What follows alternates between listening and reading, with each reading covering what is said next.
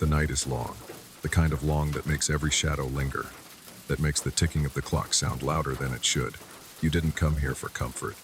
You came here because sleep has been a stranger and silence has teeth. So welcome to the broadcast. 7 stories, 7 doors you will open tonight, each one waiting with something on the other side, an echo, a whisper, a figure, a secret that was never meant to be spoken aloud. You may think of these as just tales, but remember this.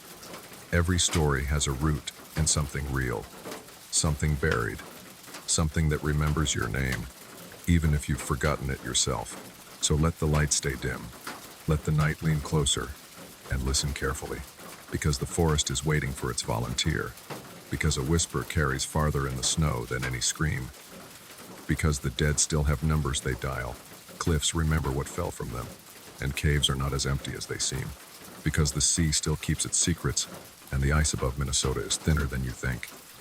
Story 1. The Volunteer.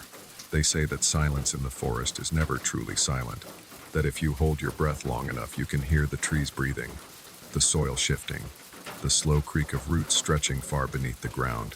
And when I first arrived at the old fire watch station, tucked high on the ridge with its walls stained from too many seasons of wind and rain, I thought the silence would comfort me, that it would be the perfect place to spend a summer in solitude.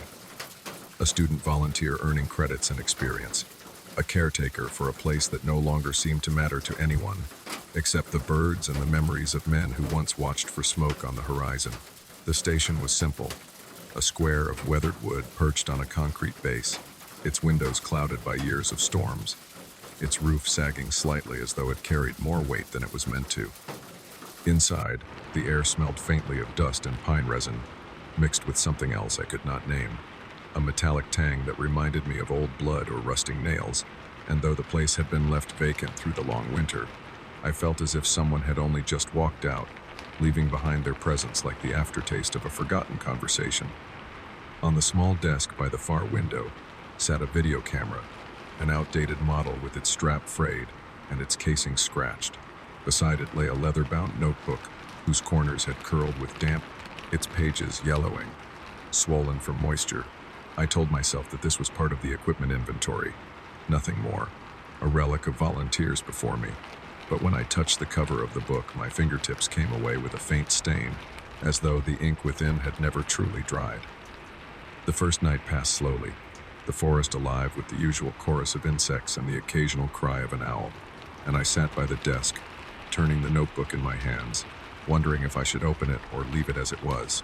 Outside, the pines shifted in the wind, their branches brushing against one another with a sound like whispers, and the camera, though silent and inert, seemed to lean toward me, its dark lens unblinking, as if it had been waiting.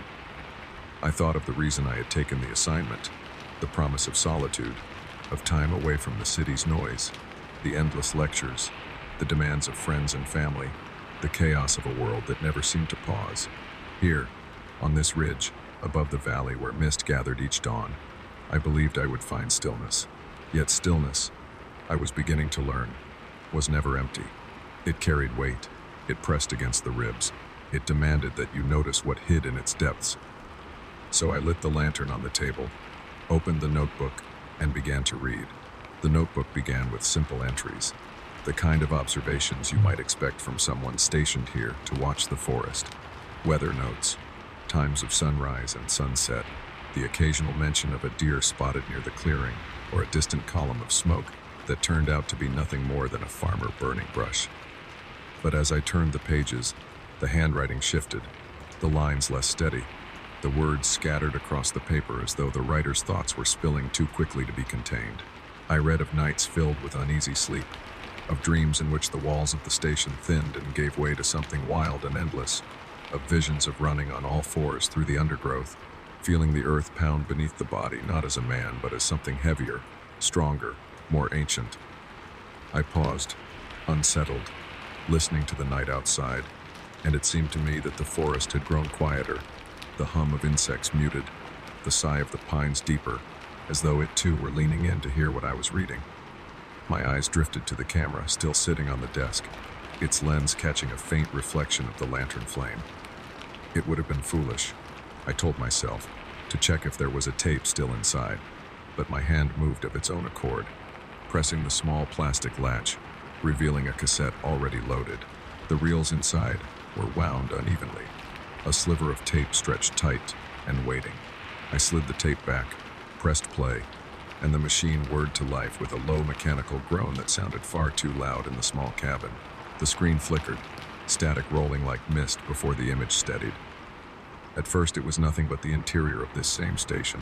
The same walls, the same desk, the same windows staring out into the night, and a young man no older than myself sat in the very chair where I now rested.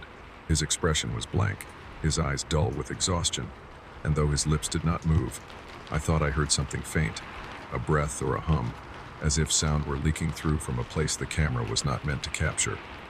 The recording jumped, skipping seconds, perhaps minutes, and when the picture returned, the young man was standing by the window, his hand pressed against the glass, his shoulders trembling as though he were holding back sobs or laughter. Behind him, reflected in the pane, I saw shapes, fleeting and blurred, figures that leaned close, their features smeared as though the camera could not decide if they were human or animal. The tape ended abruptly, the screen collapsing into a gray hiss of static, and for a moment I thought I could hear voices woven into the static, indistinct but urgent, until I stopped the machine with a trembling finger.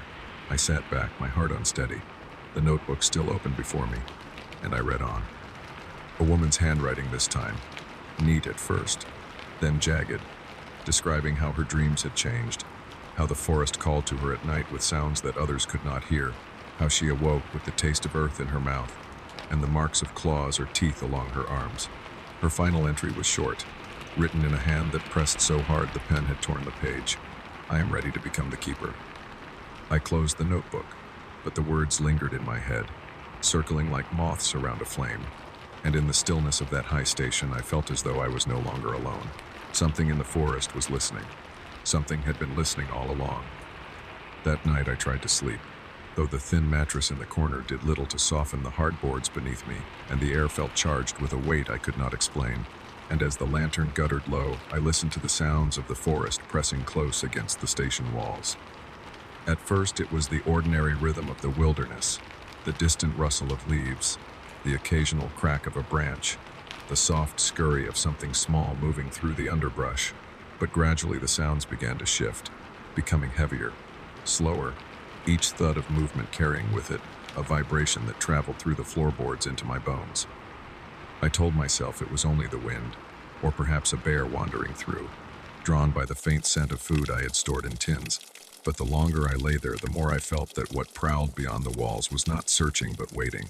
My mind drifted back to the tape, to the blurred figures in the reflection, to the woman's final words scrawled in the notebook, and as my eyes grew heavy, I thought I heard them again, whispered just above the edge of sleep. I am ready to become the keeper. Sometime deep into the night, I awoke to a sound that was not wind or rain or animal, but something deeper, a low growl that seemed to rise from the earth itself, vibrating the glass in the windows. I held my breath, straining to hear, and the growl came again, closer now, followed by the scrape of claws on stone, the heavy drag of something vast circling the base of the station. The air grew colder, the shadows pressed darker against the walls, and I felt the sudden irrational certainty that if I looked out the window, I would not only see but be seen, that whatever waited outside had already marked me. The growls swelled into a rhythm, a call and response, as though more than one throat was answering, and though I told myself to stay still, to remain hidden in the shadows of the room, my body betrayed me, carrying me toward the window with steps that felt both my own and not my own. My hand reached for the latch, trembling, slick with sweat, and as I pressed my palm to the cold glass, I felt it vibrate beneath my skin, not from the growls alone, but from something pulsing, alive, beating faintly like a heart. I thought of the entries, of the dreams, of the words written by those who had come before me, and I understood with a clarity that chilled me more than the night air that they had not been describing madness, but a kind of preparation, a surrender, as though the forest had been calling each of them in turn, drawing them closer until they could no longer resist. And then, from the darkness below, eyes opened two burning points of amber light staring upward, unblinking, fixed on me as though they had been waiting for this exact moment. The sight of those eyes froze me in place, two amber embers burning with a steady patience that felt older than the trees themselves, and for a long moment I could not move, could not breathe, as the weight of that gaze pressed upward through the glass and into my chest as though it were pinning me to the floor. My mind scrambled for explanations, for the comfort of reason, perhaps a bear drawn by the smell of the lantern oil or the traces of food. But no bear's eyes had ever looked like that. No animal gaze had ever carried such an unnerving sense of recognition, as if it knew me, as if it had always known me, waiting only for the moment when I would dare to look back. The growl deepened, low and resonant, a sound that filled the air inside the station until the thin walls shivered, and without willing it, my fingers worked at the latch, the metal biting into my damp skin as if urging me to complete the motion. I told myself to stop, to step back, but my body moved with the heavy inevitability of a dream, and when the latch gave way, the window creaked open, letting in a rush of cold night air thick with the smell of pine, damp earth, and something sharp, metallic, almost sweet, the scent of blood mixed with rain. Below, the shape of the creature emerged in fragments. First the curve of a massive shoulder, fur slicked with dew, then the tilt of a broad head framed by ears that twitched toward every sound, its body half hidden in the shadow of the pines but vast enough that I felt suddenly small, like a trespasser in a land that had never belonged to me. The eyes never wavered, never blinked, and in them I saw not hunger but expectation, as though it waited for me to speak, to accept something that those before me had already understood. Behind me, the video camera clicked faintly, though I had not touched it, the tape inside whirring back to life, capturing the moment with its dim glow, and on the desk the notebook fluttered as though stirred by a wind that had not reached the rest of the room. The words on its pages shimmered in the lantern light, lines blurring into shapes that twisted and reformed until they no longer looked like letters but marks, clawed patterns that spiraled outward, resembling tracks pressed deep into soil. The growl shifted into a sound that almost resembled speech, guttural yet rhythmic, and though I could not understand the language, its meaning pressed directly into my thoughts, an invitation, or perhaps a command, the same one written in the final entry of the woman's hand. I am ready to become the keeper. My knees weakened, the floor tilting beneath me, and I clutched the frame of the window as though it were the only barrier between myself and a plunge into something vast and irreversible. Then, in the reflection of the glass, I saw myself not as I was, but as something altered, the line of my jaw roughened by the shadow of fur, my eyes glowing faintly in answer to the ones that stared up at me, and for a moment I did not know whether I was still standing inside the station or already outside in the forest, watching from below as a stranger leaned out into the night with my face. I slammed the window shut, the old wood shuddering in its frame, and for an instant I thought the act would sever the connection, that the barrier of glass and timber would keep the night outside where it belonged. Yet as I stepped back from the pain, I felt the echo of the gaze still burning against my skin, not from without but from within, as though those eyes had already lodged themselves beneath my own. My breath came ragged, and when I raised a hand to wipe the sweat from my face, my fingertips brushed against something coarse, a patch of hair that had not been there before, sprouting along the curve of my cheek, like a shadow too thick to be explained away. The video camera whirred steadily now, though I had left it untouched, its screen glowing in the dimness of the cabin, and when I turned toward it I froze, for the image displayed was not merely a reflection of myself, but a version of me shifting frame by frame into something unrecognizable. My features sagged, then sharpened, the bones of my face jutting outward, my shoulders widening, my eyes flickering with the same amber light that had stared from the forest floor, and as I reached toward the camera in denial, the figure on the screen reached back with a paw, claws catching the glow of the lantern. I stumbled to the notebook, desperate for sense, desperate for words to anchor me, but the pages had changed. Every entry overwritten in the same hand, the same sentence repeated endlessly, until the paper tore beneath the pressure. I am ready to become the keeper. My throat tightened, the words pressing at the back of my tongue as though waiting to be spoken aloud, and when I tried to resist, I found my voice breaking into a low growl that did not belong to me. The cabin creaked, the walls bowing inward as though the forest itself were pushing closer, and from every corner came the sound of claws scratching wood, the weight of heavy breaths filling the air, until I knew with a sick certainty that I was no longer alone. that the volunteers who had come before me had never truly left, their shapes lingering in the dark, half human, half beast, bound to this place by the same oath I now felt coiling around my heart. I staggered to the window one final time, drawn not by choice but by compulsion, and when I looked out, the eyes were waiting, dozens of them now, scattered across the clearing, glowing with hunger and with welcome, and in their reflection I saw myself among them, no longer a stranger, no longer a student seeking solitude, but something that belonged to the ridge, to the station, to the endless watch that the forest demanded. The last thing I remember before the lantern guttered out was the sound of the camera capturing my image, the tape turning, and my own voice, low and guttural, whispering into the silence, "I am ready." Story 2. The Stranger's Whisper. The storm arrived earlier than the forecast had warned, rolling down from the mountains in a wall of white that swallowed the trail, the trees, even the sound of her own footsteps, until every direction looked the same, and the only refuge she could find was the skeletal outline of a building crouched at the edge of the clearing. It was an old inn, long abandoned by the look of its sagging roof and shuttered windows, but the door gave under her weight, and the smell of cold stone and wood smoke, long gone, rushed out to meet her, as if the place had been waiting for someone to return. She stepped inside, shaking snow from her coat, listening to the way the wind moaned against the timbers, and though the common room was empty save for broken chairs and a fireless hearth, she felt immediately that she was not alone. The air inside the inn was brittle, carrying that stagnant chill that comes from walls that have not trapped warmth in decades. Dust hung suspended in the beam of her flashlight, glittering in slow spirals before dissolving into the shadows. She took off one glove and pressed her palm to the counter near the entrance, surprised at how damp the wood felt, as though someone had only recently spilled something and failed to wipe it away. It left a dark mark on her skin that smelled faintly of iron. She rubbed it against her coat, unwilling to examine it further, her breath fogged in the dim air, curling upward toward the rafters.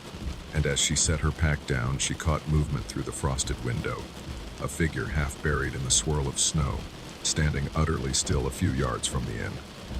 At first she thought it must be another traveler lost to the storm, someone seeking shelter as she had, but the longer she looked, the less natural the posture seemed, the body rigid, the head slightly tilted as though listening for something she could not hear. She lifted a hand, meaning to signal, but the figure did not move, did not acknowledge her at all, and then without opening its mouth she heard it. A whisper, faint but unmistakable, sliding across the silence of the room and threading itself directly into her thoughts. The words were indistinct, like the tail end of a dream you try to catch before it fades, yet the cadence was steady, deliberate, as though someone were speaking just behind her ear. She spun around, heart knocking hard against her ribs, but the inn was empty, the dust lying undisturbed on the floorboards. When she turned back to the window, the figure was still there, snow clinging to its shoulders, the whisper resuming with a patience that made her skin crawl, and she realized with a sick jolt that it was not her ears that carried the sound at all, but her mind itself bending beneath the weight of an unfamiliar voice. She pressed her fists against her temples, trying to block it out, but the whisper persisted, rising and falling like the tide, sometimes vanishing altogether only to return when she let her guard slip. Words began to form more clearly now, fragments of sentences about waiting, about watching, about doors that should not be opened. She whispered back into the emptiness of the room, "What do you want?" But her voice sounded thin, desperate, swallowed instantly by the vast hush of the storm outside. The figure tilted its head further, and for one impossible moment she thought she saw its lips move, though no sound reached her ears. She stepped backward, colliding with one of the broken chairs, and the crack of wood underfoot jolted her senses. She wanted to believe it was nothing more than exhaustion, nerves, perhaps the lingering influence of isolation on a long trail, but she had not been alone on the trail until the storm descended, and she could still remember the voices of other hikers echoing in the canyon that morning. She had never been prone to visions, never been one to imagine shadows where none existed, and yet here, in this abandoned inn with the wind screaming through every crack, reality itself seemed softer, pliable, shifting to let something else through. The walls groaned as the storm intensified, snow pelting the glass in a frantic rattle, but the figure outside remained untouched by the chaos, a fixed point in the blizzard, and the longer she watched, the more the whiteness seemed to curl away from it, as though the storm did not dare to touch. She fumbled for her phone, desperate for connection, but there was no signal, only a thin screen glow reflecting her anxious face. For a moment she thought she saw another face layered faintly over her own, darker, older, etched with sorrow. She dropped the phone in alarm, its light skittering across the dusty boards. The whisper swelled then, not louder in the room but louder inside her skull, weaving through her thoughts with an intimacy that felt invasive. You came because we called. You came because it was time. She staggered to the wall, pressing her back against it, needing something solid to anchor herself. The figure outside had not moved an inch, yet she felt closer to it now than to her own body, as if her pulse had synced with its invisible rhythm. The fireless hearth gaped at her, its stone throat lined with black soot. She wondered how many nights travelers had gathered here when the inn was alive, filling the place with laughter, with warmth, with light, and the contrast was unbearable. She thought she smelled wood smoke then, faint but undeniable, and when she turned her eyes back to the hearth, she swore she saw embers glowing faintly in the ash, pulsing in rhythm with the whisper threading her mind. She closed her eyes, telling herself she needed rest, that fear was twisting ordinary sensations into horrors, but even behind her eyelids the whisper continued, painting images she could not shake, snowfields littered with bodies, faces half buried, their mouths frozen open as if they had been whispering too when the storm took them. Her heartbeat grew frantic, echoing in her throat, and she clenched her fists until her nails dug into her palms. When she opened her eyes, the room had not changed, but she no longer felt it belonged to her. The inn was holding its breath, the storm pressing against its walls like a giant hand, and outside the figure's silhouette blurred with the snow until it looked less like a person and more like a shadow cast by something standing very close to her, just beyond the glass. She turned her head slowly, listening hard, and realized with growing dread that the whisper had not stopped at all. It had only learned her silence, adjusted to the rhythm of her own thoughts, so that now it spoke in her voice, as though it had been waiting all along to become indistinguishable from herself. She thought she was alone until she heard the creak of footsteps on the floor above her, heavy but deliberate, too slow to be the settling of the house. And when she lifted her flashlight toward the stairwell, she saw the edge of a boot vanish into shadow. Relief struck her first, a rush of gratitude that someone else had found the inn as she had, that she was not destined to face the storm by herself. But almost immediately the relief curdled into unease, for the footsteps did not sound hurried, did not sound as though they belonged to another traveler desperate for shelter. They sounded as if they had always been there, as if whoever it was had been walking the same boards long before she opened the door. Gathering her breath, she climbed the stairs, the beam of her light quivering against the walls, catching on faded wallpaper patterned with vines that curled upward toward the ceiling, as if still alive. At the top she found a hallway lined with doors, most closed, one ajar, leaking a faint glow as though from a candle. She hesitated, the air colder here, tinged with the smell of something sweet and rotting, and when she pressed the door open she found a small lounge, its furniture covered in sheets yellowed with time, and seated in the center of the room were 3 people around a table, their heads bent as if in prayer. For a long moment she could not speak, struck mute by the strangeness of their stillness, the way none of them reacted to her presence, not even when her light fell directly on their pale faces. They looked ordinary in dress wool coats, scarves, the kind of attire one might expect of hikers or locals, but their eyes did not blink. Their hands lay perfectly still atop the table as though carved from wax. She opened her mouth to greet them, to ask if they too had been stranded by the storm, but before the words could leave her throat, the whisper rose again, soft and insinuating, threading through her thoughts. "Don't speak. They are listening." She staggered, clutching the doorframe, but the people at the table did not move. Their lips were slightly parted, each one breathing in perfect unison, the faint whistle of air sliding through their throats in a pattern so precise it seemed rehearsed. She realized then that what she had taken for silence was not silence at all, but a very low murmur, words shaped without volume, their throats vibrating in the rhythm of the same whisper that coiled inside her mind. The woman nearest to her lifted her eyes at last, and though they were blue and clear, they looked unfocused, as if she were gazing not at the intruder in the doorway, but at something far behind her, something invisible. The corners of her mouth curved faintly, not quite a smile, not quite a grimace. And in that moment, the whisper pressed harder against the inside of the traveler's skull. You see them because we want you to. You hear them because we need you to. She backed away, heart pounding, but her heel caught the edge of the rug and she nearly fell. The three figures did not move to help her, did not move at all, their stillness more terrifying than aggression, and when she finally tore her gaze away and stumbled back into the hallway, she realized the inn was no longer quiet. From behind every door came the sound of breathing, low and patient, dozens of lungs inhaling and exhaling in rhythm with her own.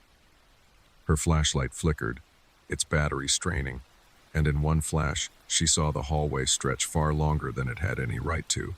Door after door after door, receding into a vanishing point where a darker shape waited, taller than the others, its outline blurred as though the storm itself had seeped inside.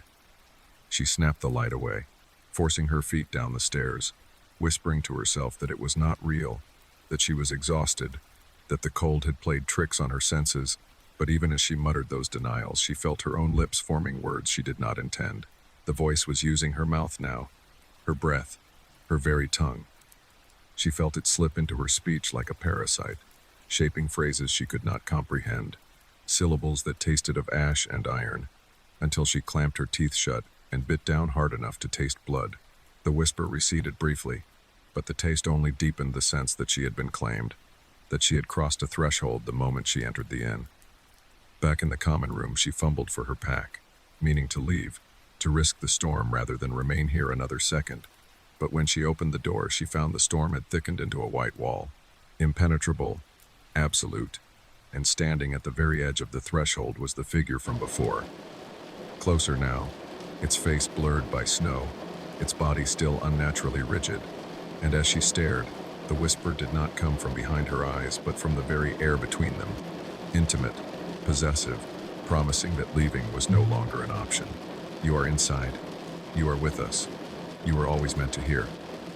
She tried to force herself back from the door, to shut it, to retreat into the relative safety of the common room, but her body felt caught between impulses, part of her yearning to close the world out, the other part leaning toward the storm as though pulled by invisible hands. The figure at the threshold did not advance, did not retreat. It merely remained. And yet the longer she stared, the more she became aware that she could not properly describe its shape. At times it seemed slender, human, shrouded in a heavy coat with snow drifting across its shoulders. But in the next flicker of her dying flashlight, it appeared stretched, impossibly tall, its edges blurred, dissolving like smoke in the wind. She blinked hard, but the distortion only worsened until she shut the door with a force that rattled the window panes. The whisper, once a thread woven delicately through her thoughts, now pressed in with the weight of a crowd, voices overlapping, repeating phrases she could not quite catch, a constant susurration like wind, funneled through a cavern. She clutched her skull with both hands, begging aloud for silence, and to her shock the voices obeyed for the briefest instant, leaving a vacuum so deep she swayed on her feet, as if the world itself had been switched off. Then, slowly, the voices returned, not many this time but one, a singular whisper that sounded closer, sharper, spoken directly against the inside of her ear. You are not alone. You never were. Her knees buckled and she sank onto the floor, staring at the cold hearth, watching as flakes of soot drifted upward though there was no fire to stir them. She glanced toward the stairwell, half expecting the three figures around the table to descend, but the hallway above had grown utterly still, every door shut, every breath silenced. The realization crept over her in increments, chilling her deeper than the storm. She was no longer sharing the inn with anyone at all. Whatever she had seen upstairs had dissolved, leaving her stranded in an empty building whose walls remembered the shapes of people long gone. She forced herself upright and turned in a slow circle, the common room unchanged yet different in its silence, as if she had stepped out of one world and into another. The dust seemed thicker now, the smell of decay sharper, and she could no longer hear the storm against the windows. She moved to the glass, brushing a sleeve against the frost, and her heart clenched at the sight outside. There was no snow falling anymore, no howl of wind, only a landscape drowned in stillness, the trees bent but motionless, the ground blanketed in white that did not stir, and standing at the edge of that frozen world was the figure, not blurred by snow now but sharpened by clarity, a a silhouette darker than shadow, its presence cutting into the stillness like a wound. It did not move, but she could feel its attention pressing against her skin, heavier than the glass between them, and with it came the whisper again, filling her head until she thought it might split her apart. She tried to look away, tried to run to the other side of the room, but every angle of the window seemed to follow her, each pane reflecting the shape from outside, until there was no place she could turn without meeting that endless, patient gaze.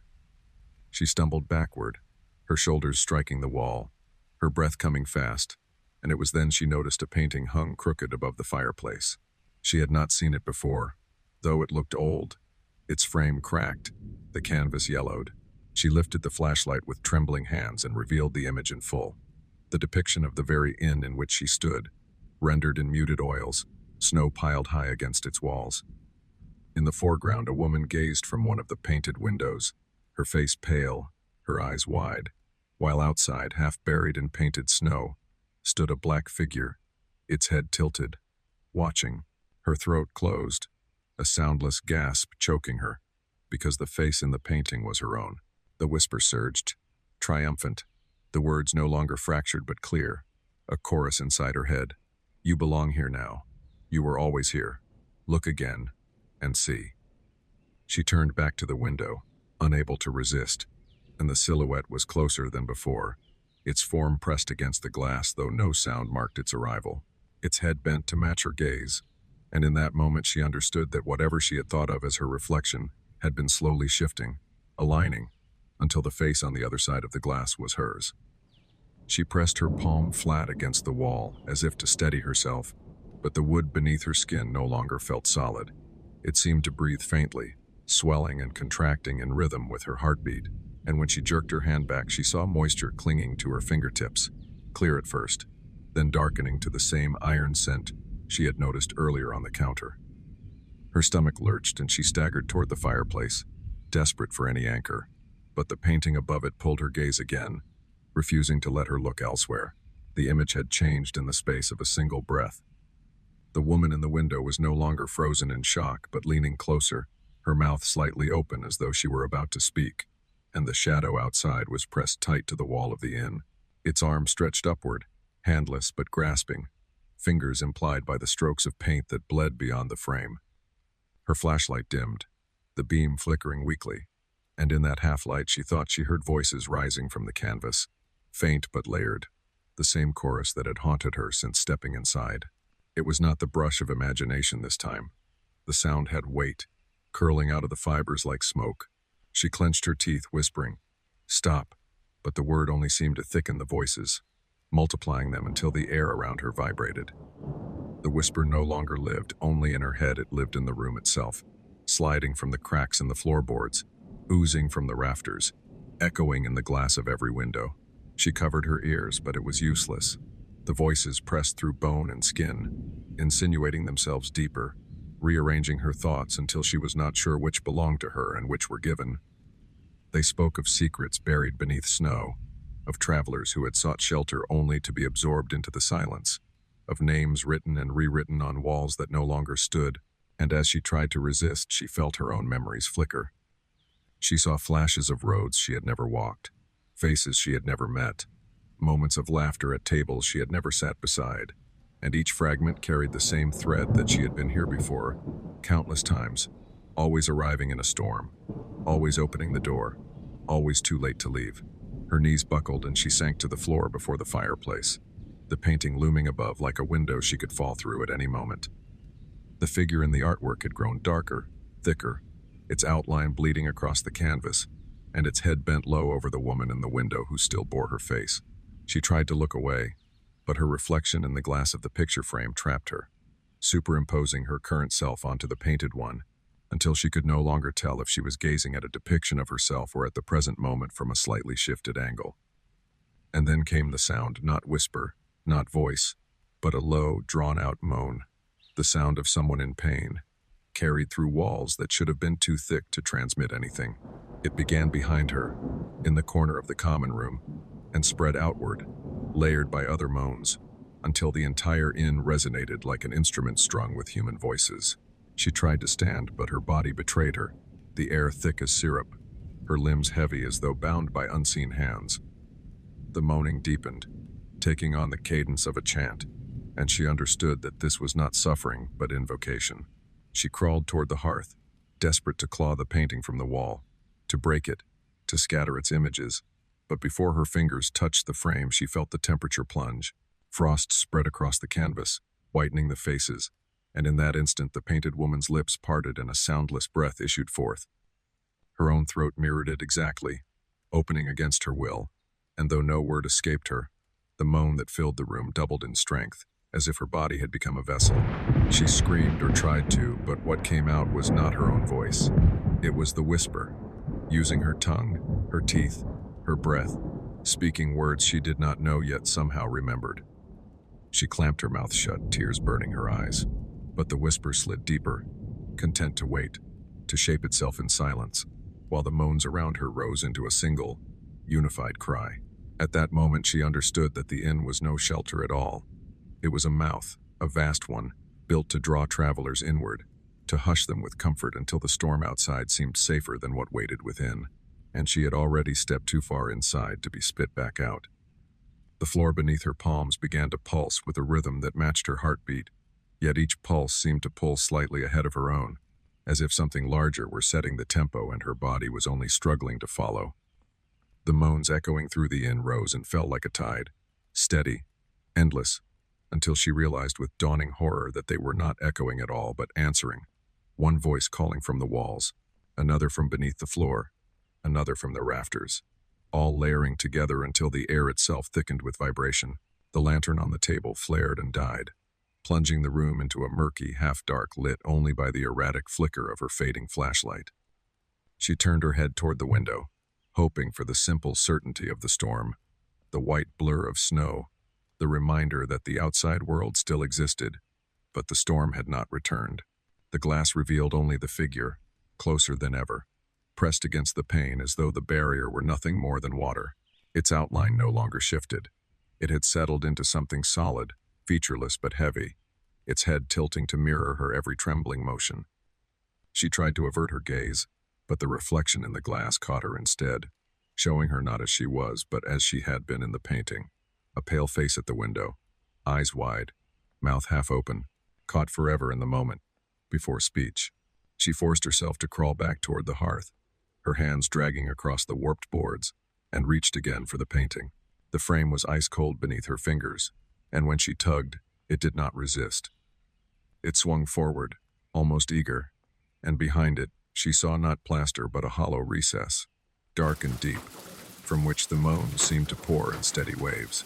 The smell of damp earth and mildew rushed out, along with something sharper, older, a stench like breath from lungs that had been buried too long. She recoiled, but the whisper surged back into her head with violent clarity. "Step through. You already belong to us." Her body swayed, the weight of exhaustion collapsing her will. She tried to scream, to cry out her name, her family, anything that would remind her of herself, but her throat obeyed another rhythm, shaping syllables she could not control.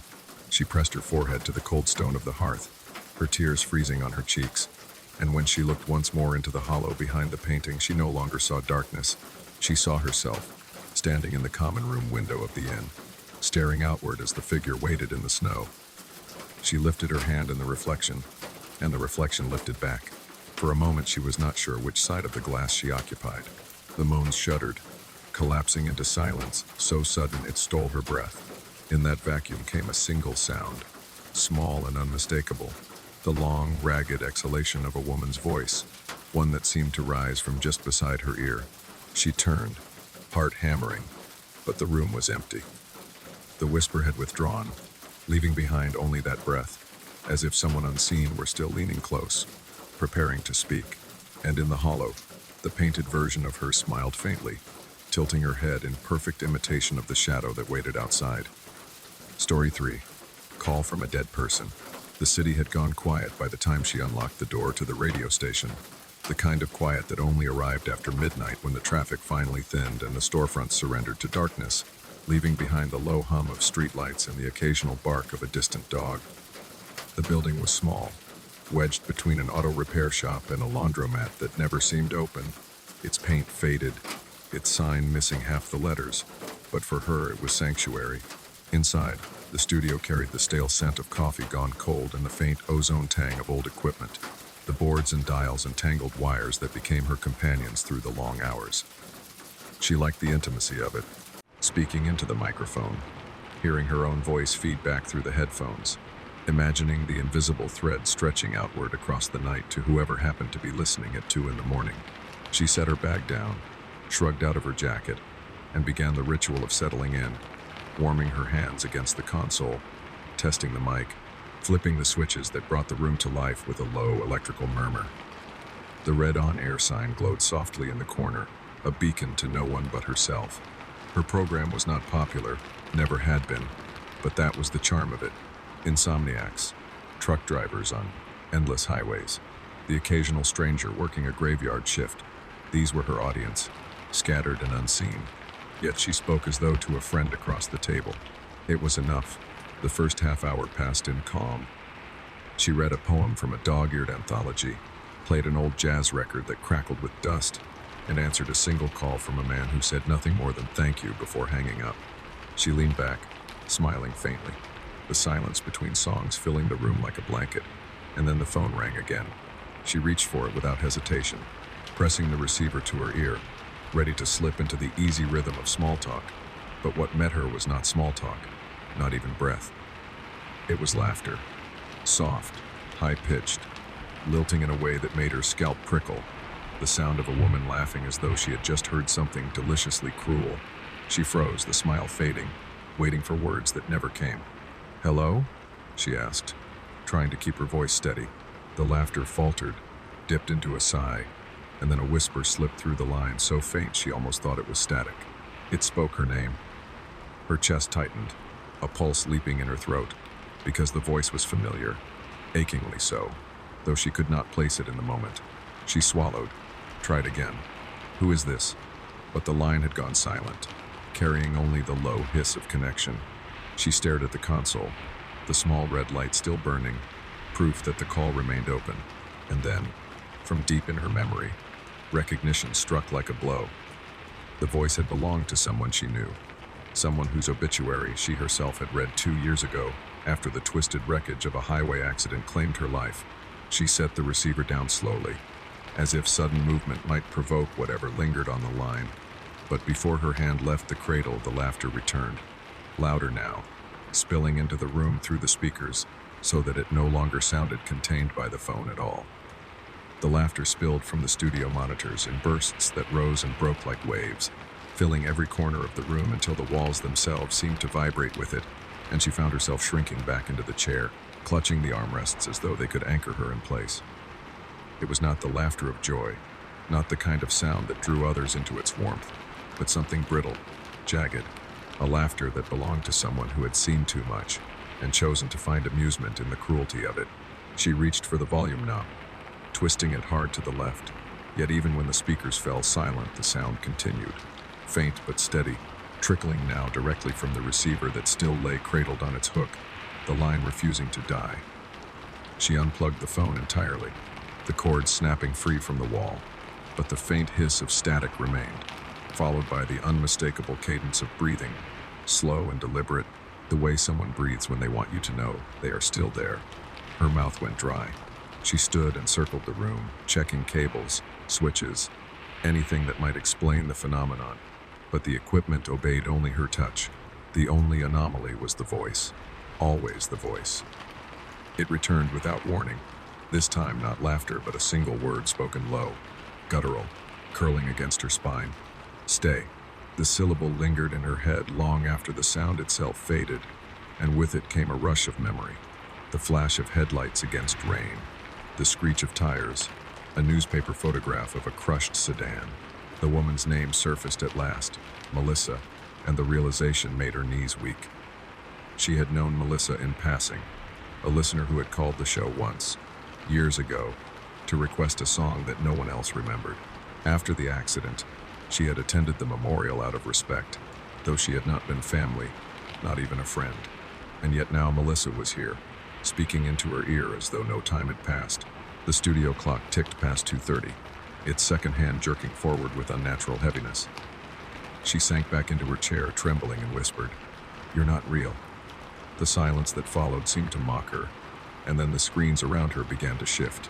On the monitor that usually displayed playlists, her own reflection appeared for a moment before dissolving into the image of a woman's face, pale, hair matted, eyes shining with something between sorrow and hunger. She slammed the monitor off, her breath fogging the glass, but when she turned toward the console, the image returned there as well, flickering across the black surface as if the very circuits had been rewritten to carry it. Everywhere she looked, she saw her. Melissa in the curve of the studio window, Melissa in the shadow beneath the desk, Melissa in the faint outline burned into the glass of her phone screen. The voice followed no longer from a single source, but from everywhere at once, surrounding her, echoing in the metal, the wood, the wires, and as it spread, its tone shifted, laughter collapsing into something wetter, heavier, the broken sound of someone trying to speak through a mouth filled with water. She pressed her hands against her ears, whispering prayers she had not spoken in years, but nothing shut it out. It was inside her now, threading itself through her pulse, and when she opened her mouth to beg for silence, she found that her breath carried not her own words but Melissa's laughter, spilling back into the room until it sounded as though the two of them were laughing together. The phone, though disconnected, rattled against the desk as if an unseen hand were lifting the receiver, and then came the sound she dreaded most, the long, broken groan of someone forcing air through ruined lungs, a wet, dragging exhalation that seemed to seep through the plastic shell and into the very air around her. She wanted to flee, to tear open the studio door and vanish into the night, but her body remained pinned to the chair as though some invisible weight had settled across her shoulders, holding her in place. The groan swelled into a rhythm, uneven at first, but steadying with each breath, until it matched her own, and she realized with a shudder that she was no longer breathing of her own accord. The voice was timing her, guiding her lungs as though she were an instrument. Her gaze darted to the window, searching for escape, but the glass reflected nothing of the parking lot outside. Instead, it mirrored the studio interior back at her, only altered. In the reflection, she did not sit alone. A dark figure stood just behind her shoulder, taller than the ceiling should have allowed, its outline blurred, features obscured, yet she could sense its face bent close to hers, feel the chill of its presence as if its lips hovered at her ear. She spun in her chair, heart slamming against her ribs, but the room behind her was empty, silent except for the hiss of the phone. When she turned back, the figure in the glass had not vanished. It had stepped closer, its shadowed hand reaching as if to rest on her shoulder. She tried to scream, but her voice fractured into static, pouring from the speakers in jagged bursts. The ON air light above the door pulsed in time with the sound, and she realized the broadcast was still live, her terror spilling across the airwaves to anyone awake enough to hear. A thought struck her with the force of lightning. What if Melissa was not calling her, but calling through her, using her voice, her station, her signal as a vessel?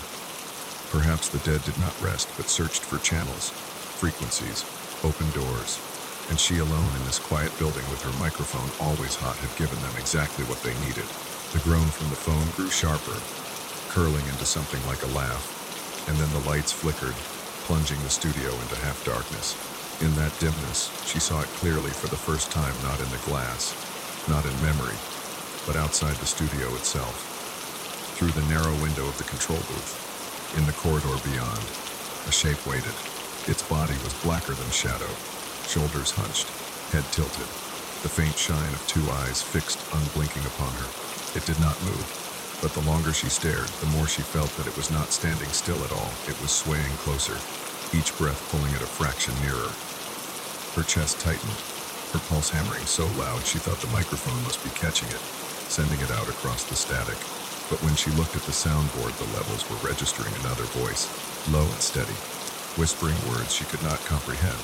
And then, slowly, she realized the voice was speaking in unison with the figure outside, each syllable shaping itself in her bones before she could resist. She tore the headphones from her ears, flung them to the ground, but the whisper did not cease. It was in her now. It had been in her from the moment she answered the call. The figure in the corridor did not remain still for long. It leaned forward as though the air itself were a doorway and pressed against the glass of the booth. its shadowed form flattening and stretching, melting into the reflection until it became impossible to tell whether it stood outside or inside. She stumbled backward, knocking her chair against the console, her knees weak, her throat locked against the screen, clawing to escape. The on-air sign above her pulsed steadily, its crimson glow filling the room with the rhythm of a heartbeat, and she realized that whatever was happening here was no longer confined to the station.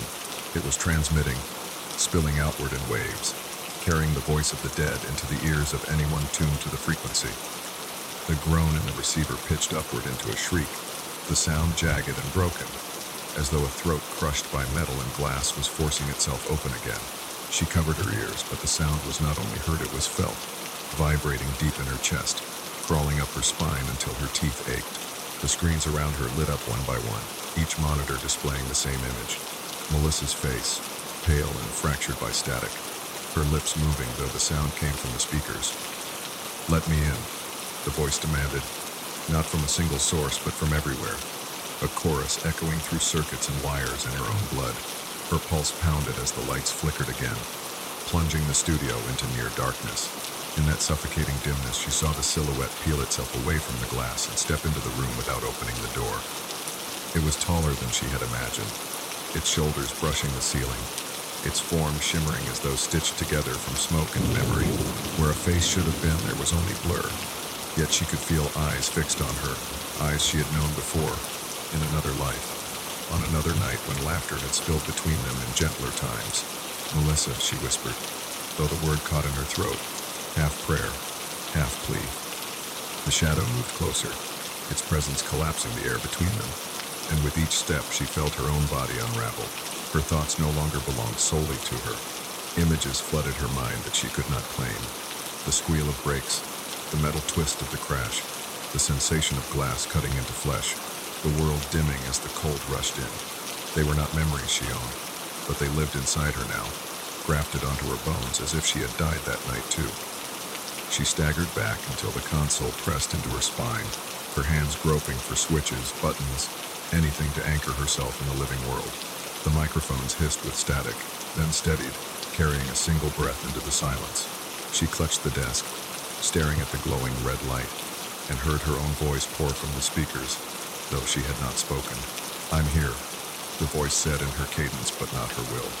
"I never left." Her lips trembled, opening in time with the words, and she realized with mounting horror that she had become the vessel she feared, her body a puppet through which the dead could broadcast. The shadow reached out at last, its arm dissolving into tendrils of smoke, and when they brushed her cheek, the cold burned like ice and fire together. Her vision blurred, the studio tilting, and in the warped glass of the console, she saw her reflection fracture. Half of her face remained her own, terrified, pale, straining for control, while the other half had shifted into Melissa's. Eyes dark, lips curved in that same cruel laughter that had first come through the phone. She clamped her hands to her mouth, trying to hold herself shut, but the voice poured out anyway, a flood that no flesh could dam. The broadcast carried on, unstoppable, her body seated beneath the glow of on-air, while something older and colder spoke through her. And as the shadow leaned close, blotting out the last of the light, she understood that her choice was gone. The only question that remained was how much of her would be left when Melissa was done. The moment the shadow's hand pressed fully against her cheek, the world split into two currents, one where she still sat in the booth with her heart pounding, body trembling, lungs straining for air, and another where she had already dissolved into static, her consciousness scattered like signal fragments across the dial. The studio lights flickered once, twice, and then steadied into a dim glow, but the room no longer looked the same. The walls sagged as if softened by water, the monitors swam with distorted faces, and the on-air sign pulsed with a rhythm that did not belong to electricity but to a heartbeat far slower, far older. She tried to rise, to throw herself at the door, but her body responded sluggishly, her limbs moving a half-second behind her will, and when her voice burst free, it carried not her words but Melissa's laughter, the same brittle sound that had begun this night, now amplified and layered until it was indistinguishable from her own. The soundboard needles leapt wildly, redlining with every breath, and she knew that somewhere, out in the dark city beyond these walls, Radios were carrying that laugh into kitchens, into cars, into bedrooms where insomniacs lay with their eyes open. She was no longer the one transmitting, it was transmitting her. The shadow loomed closer, its form blurring and reforming like a bad signal, until at last it seemed to melt into her, its outline folding into her shoulders, its head tilting until she felt her skull ache with the weight of another presence pressing inside. A cold calm spread through her chest, not relief but surrender, as though her body had decided on her behalf that resistance was no longer possible. Images flickered across the monitors' faces of the dead, mouths open, voices overlapping truck drivers with hollow eyes, children staring blankly from back seats, women clutching steering wheels in frozen moments of impact. Each one laughed in unison, and in each one she saw herself, reflected back through static. She clawed for the console, desperate to cut the feed, but her hand froze above the switch, her own reflection in the glass overlaid with Melissa's pale face, smiling faintly. The whisper came then, not cruel, not mocking, but intimate. "You are one of us now. They will hear you too." And as the words sank into her, she understood the full weight of them. The dead had been calling all along, searching for open frequencies, voices to carry them, bodies to house them, and tonight the dial had landed on her. The on-air sign glowed brighter, filling the booth with red. She felt her lips move, her throat shaping words she could no longer control, and through the speakers came her voice, steady, familiar, unmistakably hers. "Good evening," it said, warm, calm, the way she had always begun her broadcasts. "You're not alone tonight." But beneath her tone ran another, a layer of static filled with laughter, with groans, with whispers that would never stop. Somewhere in the city, a listener shivered, turned up the volume, and leaned closer to the radio, unaware that the voice that kept them company was no longer alive. Story 4. Sounds at the Cliff. She had always believed that silence in nature was the purest form of peace, the kind of silence that could only be found after hours of walking away from highways and rooftops, a silence so complete that it seemed to settle inside the body as well as outside. That was what drew her to the cliffs every year, the ragged spine of stone rising above the forest in the high country, where the air carried the sharp tang of pine sap and the wind moved with a voice of its own. She liked to hike alone, not because she distrusted company, but because she found that solitude allowed her to hear things more clearly, the scrape of boots on gravel, the thrum of insects hidden in the grass, the distant cry of a hawk circling overhead. Each sound layered itself into a kind of music, subtle and patient, and when she reached the cliff edge she would sit for hours, watching the valley unfurl below like an ocean of green. This time, though, the silence felt different. She had arrived in the late afternoon, the sun leaning low, its light spilling across the stone in amber bands, and the forest below seemed caught in a stillness that was not peace but pause, as if the world were holding its breath. She shrugged off the sensation at first, telling herself she had grown too accustomed to the noise of the city, that true quiet had begun to feel unnatural. But even as she set her pack down and let her legs dangle over the cliff edge, she could not shake the weight of it. The wind came, but faint, carrying no bird calls, no rustle of branches, only emptiness. It was then that she heard the first sound. Faint, drifting upward from somewhere beneath the cliff, so soft she almost mistook it for the trick of wind across stone. It was not the sound of water or the distant echo of animals. It was something closer to human, though blurred, indistinct, a low moan, rising for a moment, then breaking apart into a sigh that seemed carried away before it could fully form. She froze, tilting her head, waiting for it to return, and when it did, she felt her skin prickle. The moan grew clearer, fuller, the cadence unmistakable. It was the sound of someone in pain, someone calling out from the unseen depths below. Her first instinct was disbelief. The cliffs were sheer, their faces jagged and unforgiving, and few hikers strayed close enough to risk a fall. Still, accidents happened, and she told herself she was hearing the voice of someone stranded, injured, perhaps clinging to a ledge far below. She leaned forward carefully, gripping the rock with her hands, peering down into the gathering shadows. At first there was only the vertigo-inducing sweep of stone, a plunge so deep the bottom dissolved into shadow. But then she saw something, just a flicker, a shape moving against the darkness, too far to identify. yet large enough to catch the last light of the Sunday. She pulled back, her heart racing, mind scrambling with the possibilities. Should she climb down? Impossible, the cliff face was nearly vertical, and she was no climber. Should she call for help? But her phone sat in her pack, and she knew from experience that signal this high was unreliable at best. The moan came again, louder now, punctuated by what sounded like words. She strained to catch them, but they broke apart, scattered by the updraft, leaving her with only fragments. Help, down, please. Her pulse surged with urgency, yet something about the sound troubled her. The rhythm of it was odd, too even, as though each syllable were measured out with deliberate care, more like rehearsal than desperation.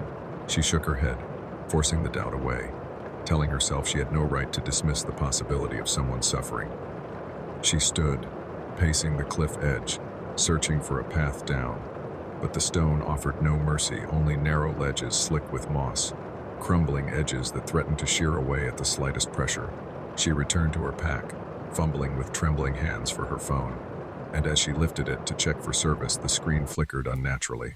For a second, she thought she saw something reflected there, not her own face, but a pale outline of another, lips parted as though caught mid-cry. The image vanished before she could process it, leaving her staring at the home screen and a single bar of signal. She dialed emergency services, but the call did not connect.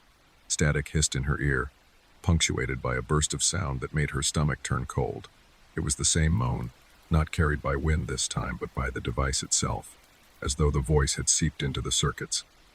She dropped the phone in shock, its screen shattering against the stone, and the moan rolled up from below again, longer now, broken by sobs that echoed like something rehearsed. Her rational mind warred with her instinct. She had to help, she told herself, had to find a way down or at least flag another hiker. But the trail had been empty all afternoon. She was alone here, alone with the voice. She sat back, pressing her palms against her ears, but the sound threaded through anyway, vibrating through the stone, carried into her bones. The longer she listened, the less it sounded like a cry for help and the more it resembled a chant, a pattern of tones rising and falling with eerie precision. She found herself rocking slightly, her breath falling in rhythm with the moans, until she caught the motion and forced herself still, horrified at how easily her body had been drawn into its cadence. The sun slipped lower, the valley filling with shadow, the cliff edge glowing faintly as if it alone had been left in light. She could not leave, not while the sound persisted. It had become more than noise. It had become a presence, pressing at the edge of her thoughts, demanding her attention. She whispered aloud, her voice trembling, "Who's there?" For a moment the sound ceased. The silence was immense, crushing. Then, after a long pause, the voice answered, not moaning now but speaking, low and clear, words rising up the cliff face with impossible clarity. "You heard us." Her breath stilled in her throat, her heart lurching. She stepped back from the edge, stumbling, her heel catching on loose gravel.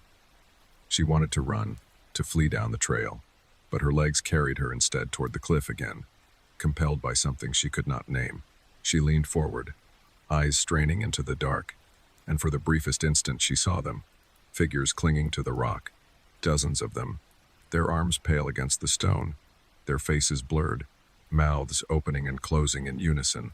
The wind shifted and their voices rose together, a chorus of cries, moans, and broken whispers, and then they were gone. The cliff was empty again, only the wind curling upward, only the silence pressing against her ears, but the echo of the voices lingered inside her, and she knew with a certainty that chilled her deeper than any wind that she had not imagined them. She had been summoned. The wind carried her hair across her face as she crouched again at the edge, the grit of stone biting into her palms. She hesitated before looking down, bracing herself for either the emptiness she had always known or the impossible vision she had just glimpsed. At first there was nothing, only the plunge of rock into shadow, the valley floor so distant it might have been another world, but as her eyes adjusted she began to see faint streaks along the cliff face, dark trails etched into the stone. She thought at first they were water stains left by rain, but their color was wrong, too deep, too rust-colored. She leaned farther, straining, and realized with a sharp twist of her stomach that they looked like smears of blood. Her throat tightened as the implications rose in her mind. If someone had fallen, their body might still be hidden in the depths below. But the streaks did not descend in a single line. They branched, spreading across the rock in erratic patterns, as if many hands had clawed desperately for purchase while being dragged downward. She pulled back, the stone scraping her knees, and for the first time in years of hiking, she felt the cliffs were not solid beneath her. They pulsed faintly under her weight, as if something within the stone itself was alive. The voices began again, softer this time, but layered, rising in thin threads like steam. At first, she could not tell if they were above or below, but soon she realized they came from within the rock itself, seeping through cracks she could not see. They did not sound human anymore. Some were pitched too high, keening like wind through broken glass, while others rumbled low, more felt in her ribs than heard with her ears. Together they wove a sound too intricate to be accidental. It was not chaos, it was a pattern, a call and response, a chorus rehearsed across centuries. She staggered to her pack, fumbling for her flashlight, though the last light of dusk had not yet gone.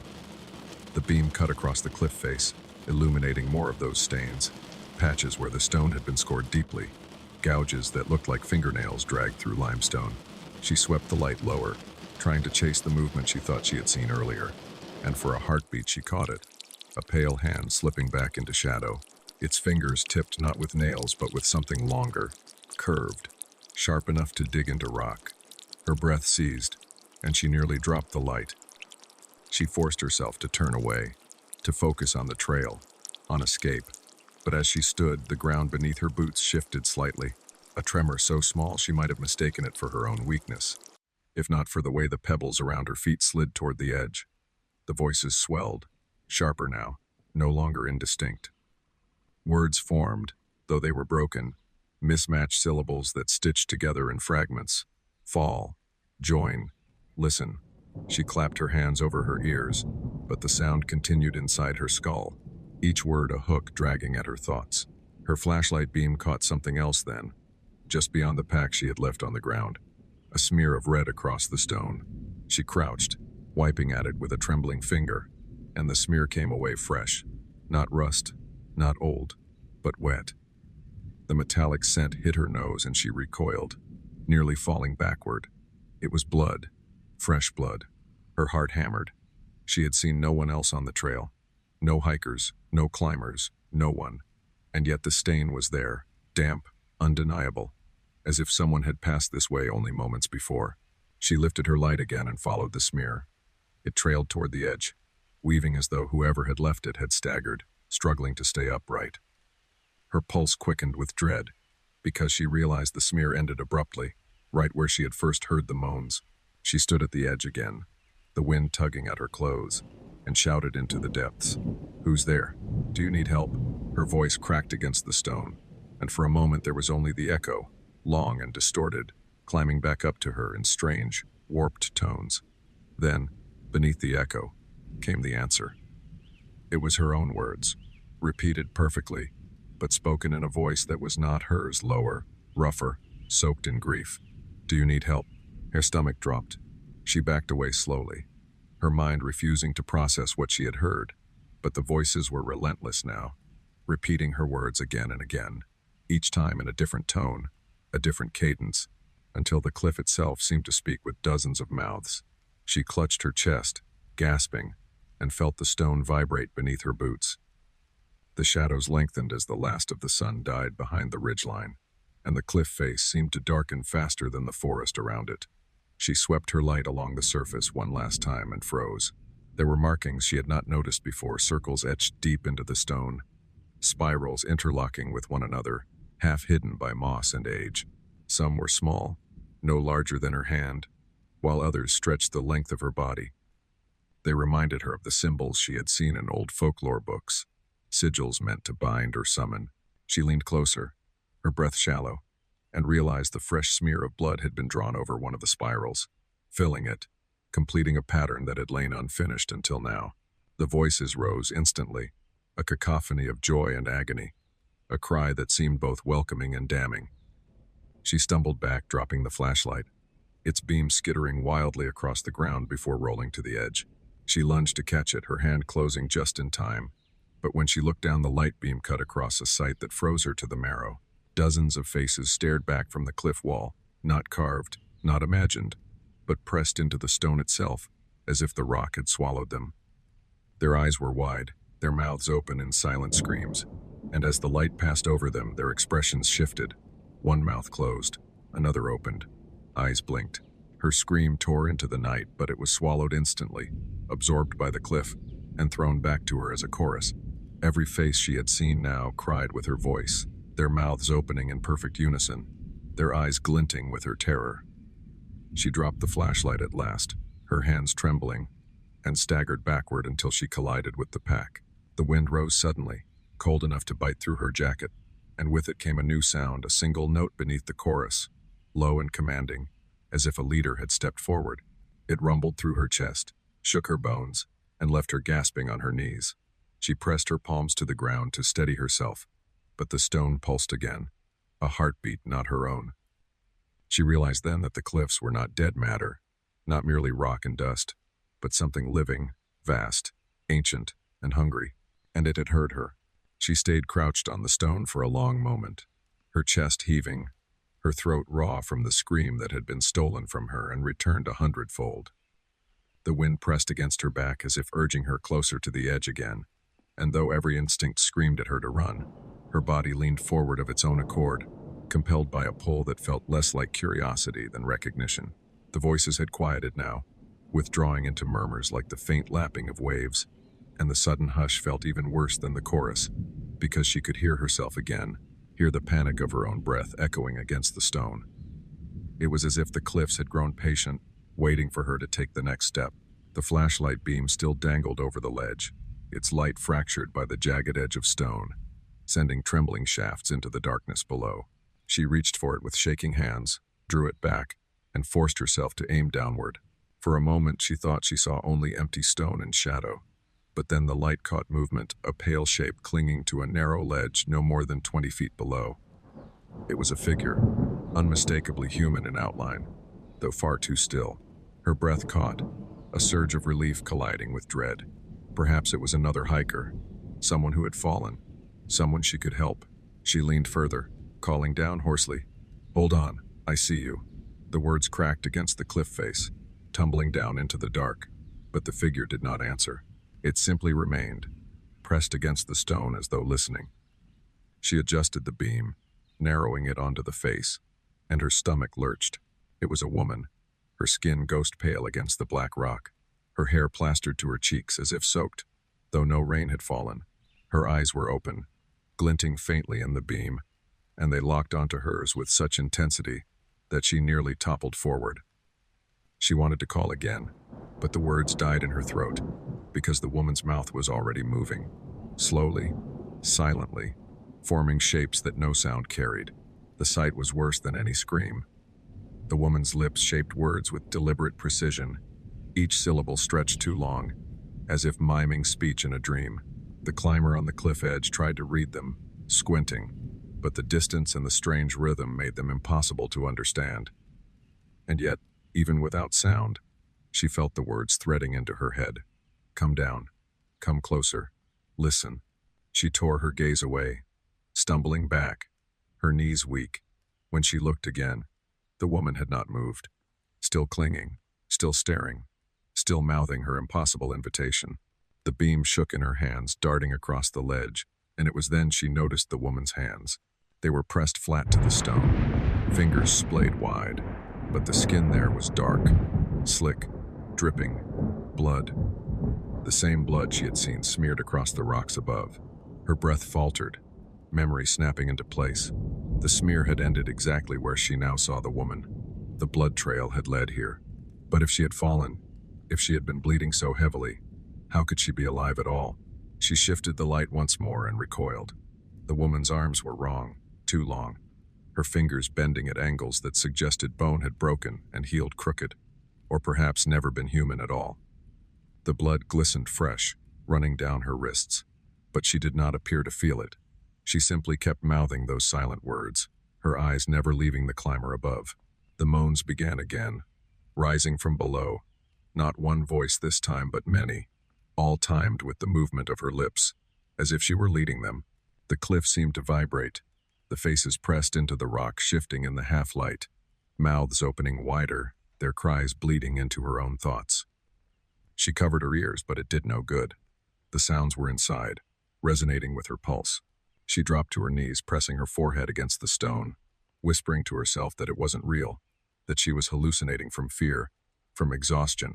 But the stone beneath her grew warm, damp, as though it were drinking in her denial. And when she lifted her head, the woman below was closer.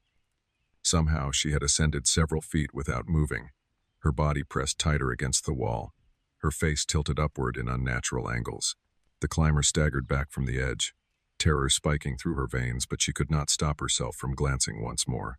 The woman's lips had changed, no longer forming words, but stretching into a smile so wide it split her cheeks, blood running down to mark the stone. Her hand lifted slowly, reaching upward, and in the shifting light it looked not like flesh at all, but like the stone itself had extruded into a limb, twisting upward toward her. She scrambled back, her boots sliding in loose gravel, and the voices rose to a pitch that was no longer moan or chant, but something triumphant, the sound of a crowd welcoming one of their own. She clutched her chest, gasping, the beam of the flashlight cutting wildly across the cliff, and in that chaos she caught one last impossible detail. The face of the woman below was hers, her own eyes staring back, her own mouth stretched into that bloody grin, her own hand reaching from the stone as though the cliff had already claimed her reflection and was waiting only for her body to follow. She stumbled away, dropping the light, her vision swimming, but the voices did not fade. They pursued her, rising in rhythm with her heartbeat, calling her name now, over and over, until she realized with horror that it was not her name at all, but every word she had spoken since arriving, repeated back in dozens of mouths, as if the cliffs had recorded her and were preparing to keep her forever. She stumbled backward from the cliff edge, her breath ragged, chest seizing as though every gasp drew in not air but stone dust. Her hands trembled as she tried to steady herself, pressing her palms flat against her thighs, and it was only then that she noticed the wetness. She froze, staring down, her stomach tightening into a knot. Her fingertips were slick, smeared in something dark that gleamed under the thin beam of her fallen flashlight.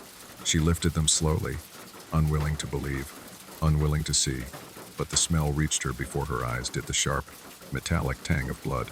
Her hands were bleeding. She turned them over frantically, searching for cuts, but there were none, no wounds, no scratches from stone. The skin was whole, unbroken, yet her palms dripped as though she had plunged them into something still warm. The blood smeared down her wrists, staining her sleeves, and when she stumbled backward toward her pack, she saw the streaks she had left behind on the stone. They looked exactly like the trails she had followed to the cliff earlier. Her heart pounded in her throat. Had it been hers all along? She squeezed her fist shut, willing the bleeding to stop, but it only seemed to grow worse, seeping between her fingers in thick rivulets that pattered onto the stone. She wanted to scream, but her throat locked, and in the silence that followed she heard the whisper of movement below. Compelled against her will, she staggered forward and leaned over the edge once more. The woman on the ledge was still there, her pale arms stretched wide against the rock, her eyes tilted upward in a gaze that was no longer desperate but knowing. The blood on her hands dripped steadily down the cliff, but as the climber watched in horror, she realized the rhythm of the drips matched her own. Each drop that fell from the woman's fingers was echoed by the drops falling from her own hands above, in perfect sync, as though the two were tethered by some invisible cord. The woman smiled again, the grin wide and splitting, and mouthed a single word, "You."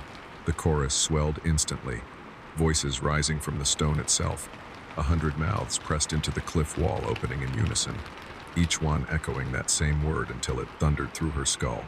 "You, you, you." She staggered back, clutching her ears, but the sound vibrated through her bones, her teeth aching, her vision blurring. She tried to turn, to flee down the trail, but her legs faltered as though the stone beneath her boots had thickened into mud. Her eyes darted to the flashlight beam, still trembling across the cliff face, and she saw then what she had missed before. The faces embedded in the rock, those silent, screaming visages had shifted. Their features were not fixed at all. They were moving.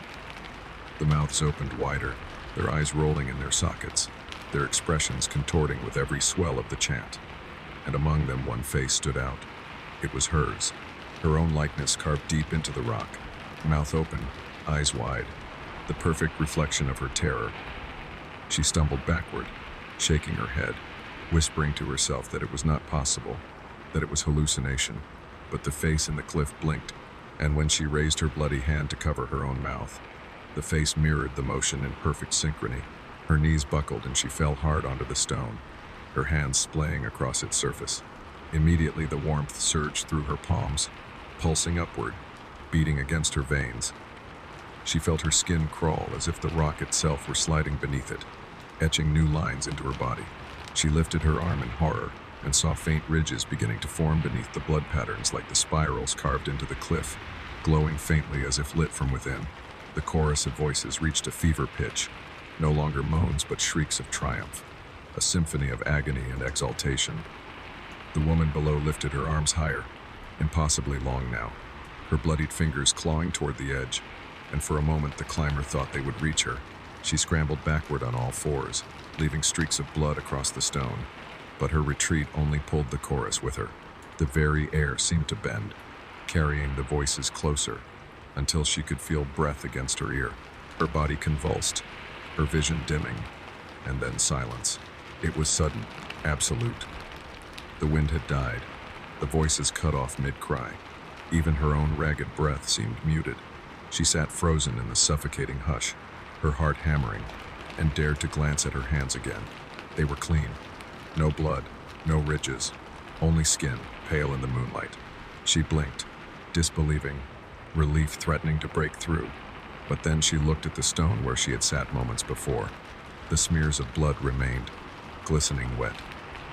And slowly, as she stared, letters began to form in those smears.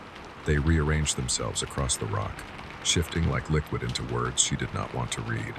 But she could not look away. They spelled her name. The silence broke, a single voice rising beneath her feet, deeper than the others. A voice that was not moan or chant, but command. It did not speak in fragments. It spoke with perfect clarity, vibrating through the stone, pressing the words into her chest until she mouthed them herself. "You are already part of us." She scrambled to her feet, staggering back, her pack slamming against her spine as she ran blindly for the trail. Branches whipped against her arms, gravel scattered beneath her boots, but the voices followed with every step, not chasing but surrounding, the cliffs themselves vibrating with her name. She pressed her hands against her ears, tears streaking down her face, whispering over and over that she was still herself, that she was not theirs. But the warmth in her palms told her otherwise, the faint ridges beneath her skin glowing whenever she dared to look. And in the distance, as she fled, the cliffs moaned behind her, the sound rolling across the valley like thunder, carrying her own voice, screaming her name. She ran until her lungs felt torn, until her thighs burned, until her breath scraped like sandpaper in her throat.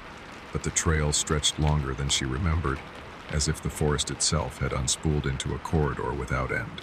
Her flashlight beam jittered against the trunks of pines that seemed too close, too warped, their bark scored with the same spirals she had seen carved into the cliff. Each time she blinked, she swore the patterns had multiplied, creeping higher, circling the trees, wrapping them like veins.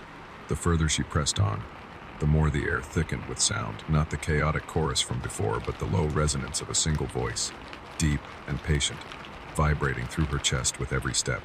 She stopped at last, doubled over, gasping, and pressed her hands to her knees. Her palms stung. When she looked down, her heart nearly gave out. The spirals she thought had faded in the silence were back, etched clearly into her skin, faint lines glowing with a sickly light, pulsing in rhythm with the voice. She rubbed at them frantically, scraping her nails across her flesh, but the lines only grew sharper, more defined, the glow spreading up her forearms like molten veins. She dropped to the ground, clutching herself, rocking, whispering that she was still human, still herself, but the words faltered when she heard the reply. From the cliff behind her came the sound of her own voice, screaming her denial. It carried across the trees, clear and terrible, repeated by 100 mouths, until it was no longer denial but affirmation, echoing, "I am yours. I am yours. I am yours. She staggered to her feet, spinning in circles, desperate to find the source. And through the trees she saw the pale shimmer of the cliff edge. She had not run at all. She was still there. The trail had led her back. Or perhaps it had never led her anywhere. The woman on the ledge had climbed higher now, her body impossibly long, joints bent at angles that no bone could sustain, her bloodied hands gripping stone that seemed to welcome her touch. Her face, still her own reflection, smiled up at her, and with each blink the features shifted, sometimes Melissa's face, sometimes strangers, but always returning to hers. The chorus swelled again, not moans this time, but a single elongated cry, and she felt her knees buckle. Her vision blurred as she crawled to the edge, unable to resist, her palms smearing fresh blood across the stone. The ridges on her skin pulsed brighter, aligning with the spirals carved into the rock, and when she pressed her hands down, she felt them lock in place, as though the stone had been waiting for her exact shape. The warmth surged into her, filling her chest, drowning her heart. She opened her mouth to scream, but what spilled out was not her voice. It was the moan of the cliffs, centuries deep, resonating with every other voice trapped inside. Her eyes lifted to the rock face opposite, and she saw them all, countless faces, shifting, crying, whispering, their features blurred but their mouths wide. Among them she saw her own, no longer blinking, no longer resisting, carved into the stone with perfect clarity. She reached up instinctively to touch her cheek, but her hand would not obey. Her body had gone heavy, her skin fusing with the rock beneath her. She tried to pull away, but her arms would not move. The stone had claimed her, and in that final moment she understood what the voices had meant. The cliffs did not echo, they remembered. The last sensation she knew was the press of cold rock against her chest, the vibration of 1,000 voices reverberating through her bones, and the sickly sweet relief of surrender as her breath merged with theirs. Her scream became part of the chorus, woven seamlessly into the endless moan that rose each night from the valley. And when the next hiker came, pausing at the cliff edge to admire the view, they too would hear it, a low sound drifting upward, half moan, half whisper, unmistakably human. They would lean closer, straining to see, and perhaps they would notice a new face among the stone, its eyes wide, its mouth frozen mid-cry, her face. Story 5. Creature in the Cave. It was not the darkness that unsettled her first. It was the sound, a slow, persistent dripping that echoed through the narrow corridor of stone, each drop amplified into a hollow percussion that seemed to measure time differently, as though the cave kept its own clock, indifferent to the one ticking on her wrist. She paused near the entrance, her flashlight beam trembling across the uneven walls, and breathed in the heavy scent of minerals and damp earth. The air was cooler here, pressed close around her skin, thick with a kind of silence that felt denser than anything she had known above ground. She thought for a moment of turning back, of returning to the clean air and open sky, but the drip, drip, drip pulled her deeper, hypnotic in its constancy, as if marking a path. She had always been drawn to places others avoided. Old mines, forgotten tunnels, cellars abandoned and sealed by boards, these were the places she sought, not for thrill, but for the quiet intimacy of them. There was something honest about stone, about earth that had not been shaped by hands, about spaces where human history faltered and nature resumed its course. She had heard rumors of this cave for years, whispered about among the small town nearby, stories of strange noises, of hikers who claimed the passages shifted behind them, of animals found dead near the entrance with their bodies twisted as though crushed by unseen weight. She had not believed the tales, but she had believed in her own curiosity.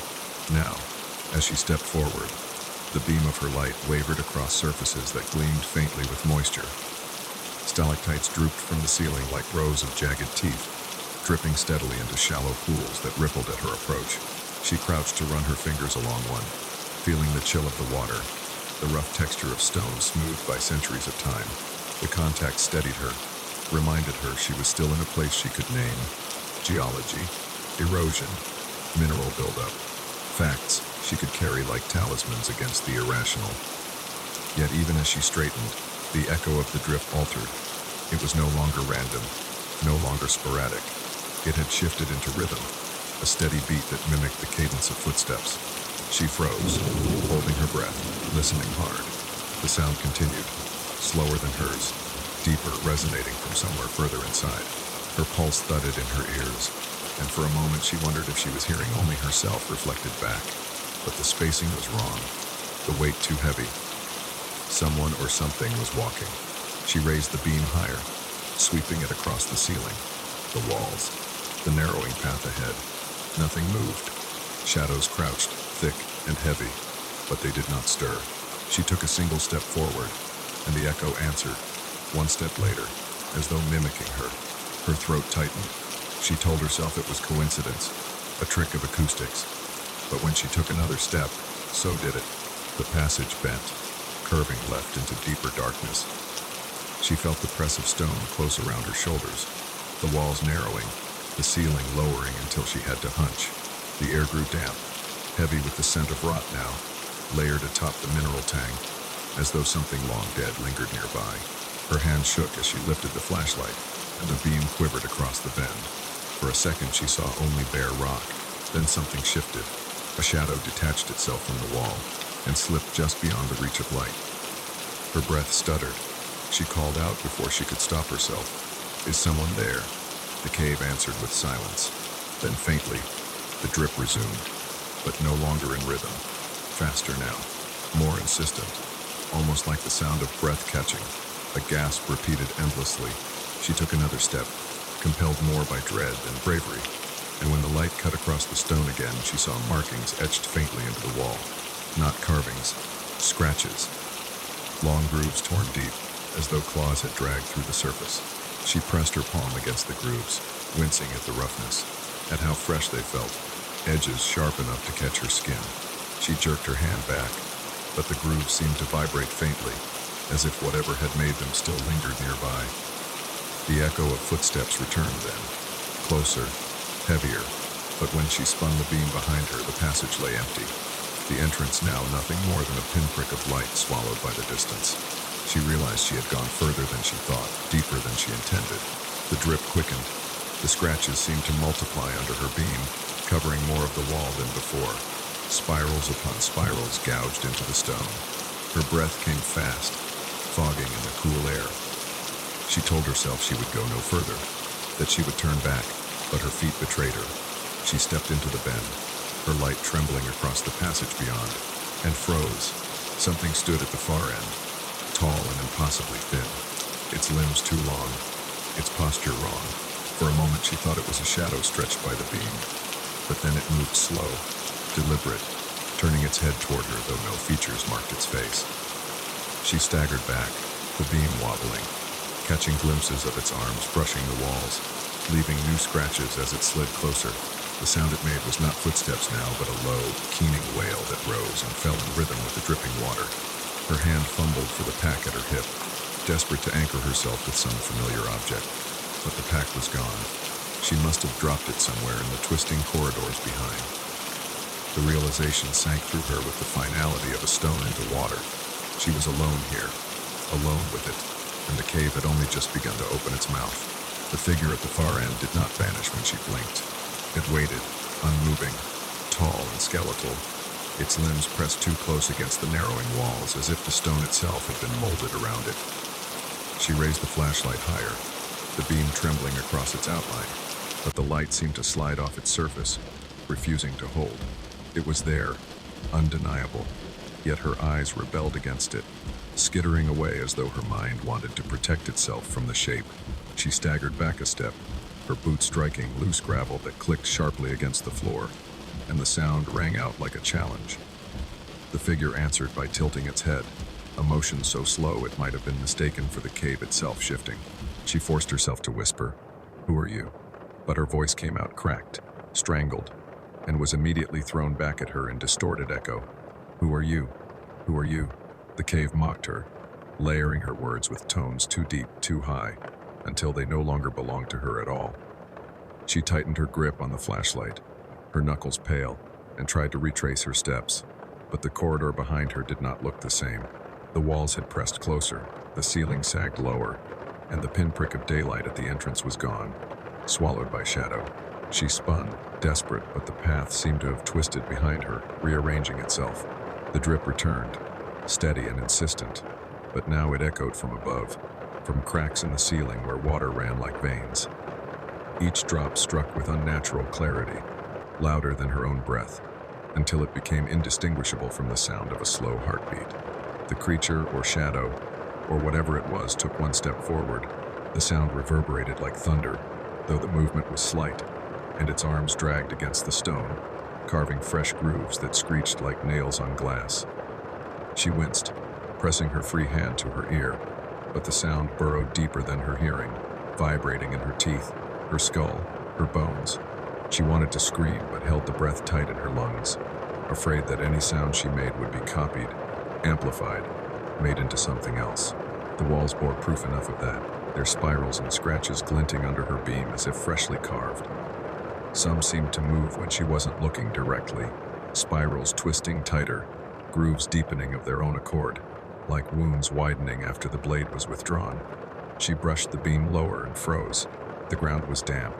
Dark streaks trailed along the floor, thin rivulets that branched and joined again like tributaries. She knelt, touching one with a fingertip, and recoiled instantly. It was not water. The smell was unmistakable. Iron, sharp and sweet. Blood, fresh. She staggered up, her head spinning, and turned the light back toward the figure. It was gone. Her heart leapt into her throat, panic surging. She whipped the beam across the walls, the ceiling, the floor, but there was nothing, only stone and shadows. Yet the sound remained, a slow, dragging scrape, closer than before, moving in rhythm with the drip. She backed away, her body trembling, the urge to flee overwhelming, but the corridor offered no escape. The walls curved into each other, bending like ribs around her, and with each step she took, they seemed to press tighter. The air grew thicker, wet, cloying. She struggled to breathe, the mineral tang now laced with the stench of decay, like meat left too long in the sundae. She gagged, covering her mouth with her sleeve, but the smell clung to her skin, her hair, as though the cave itself exhaled it into her pores. The scrape stopped. For a moment she thought the silence might mean she was alone again, but then came a new sound, low, drawn out, unmistakably a groan, human in tone, but stretched too far, like the sound of a body exhaling its last breath. It came from directly behind her. She spun, the flashlight beam slicing across the stone, and caught it, a pale face, half-formed in the wall, eyes shut, mouth wide open. At first she thought it was a carving, one of the grotesque natural patterns caves sometimes birthed, but then the mouth moved.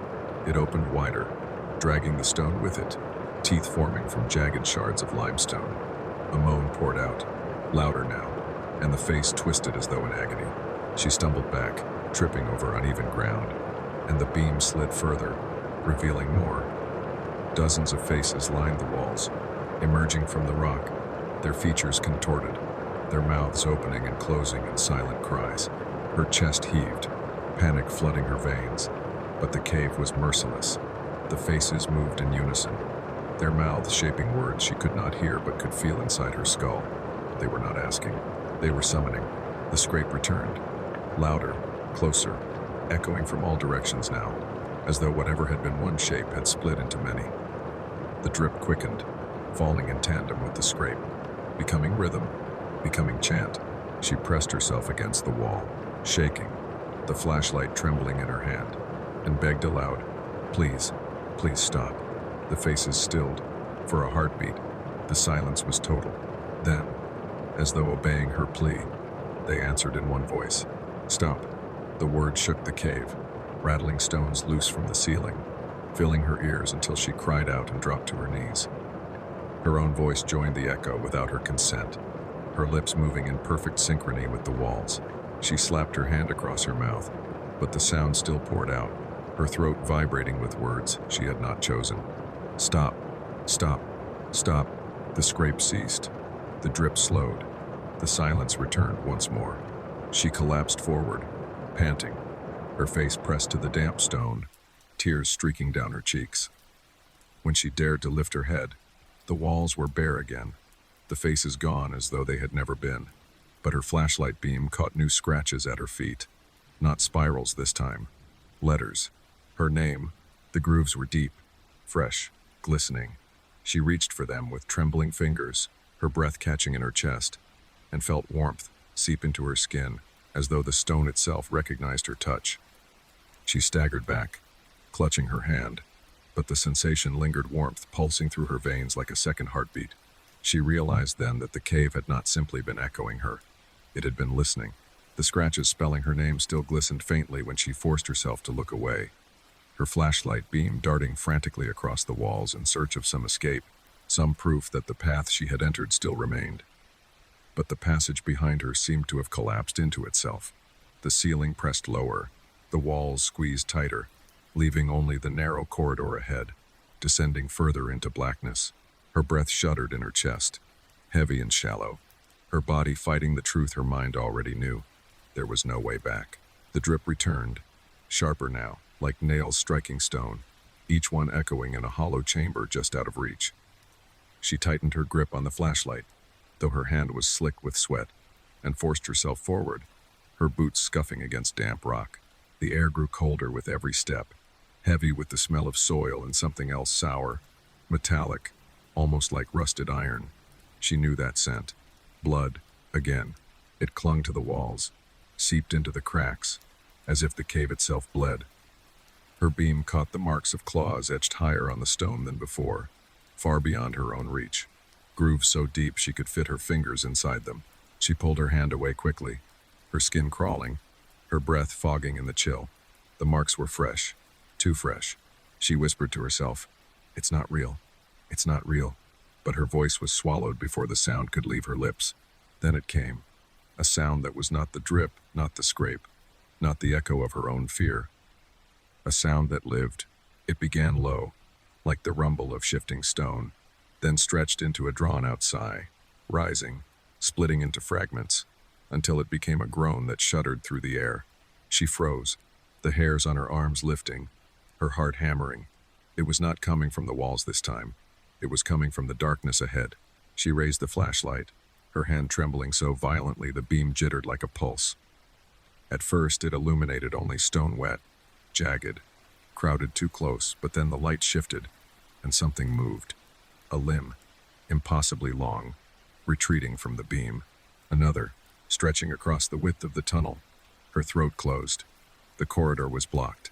Her light steadied for a heartbeat, and she saw it fully. A figure hunched within the narrow passage, its body stretched beyond proportion, tall and gaunt, its arms dragging against both walls at once. Its fingers, or what passed for fingers, were elongated into hooked appendages, curving like talons that scraped deep grooves wherever they touched.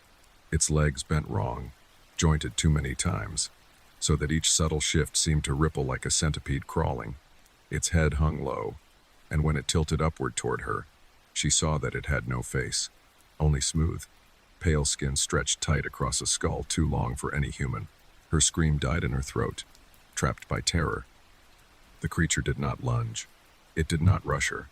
Instead it stood, swaying faintly, its movements slow, deliberate, as if considering her. The groan came again, vibrating through the narrow chamber, and this time it carried a rhythm, almost a voice, words too fractured to understand but clear enough to chill her blood. She thought she heard her own name woven into it, distorted, dragged through stone. Her knees threatened to give. She stumbled back a step, and the creature responded with a step of its own, each motion scraping talons against rock. Sparks leapt in the darkness where stone met claw, small bursts of light that died instantly. She tightened her grip on the flashlight, though she already knew how fragile it was, a feeble tool against something that belonged to the cave itself.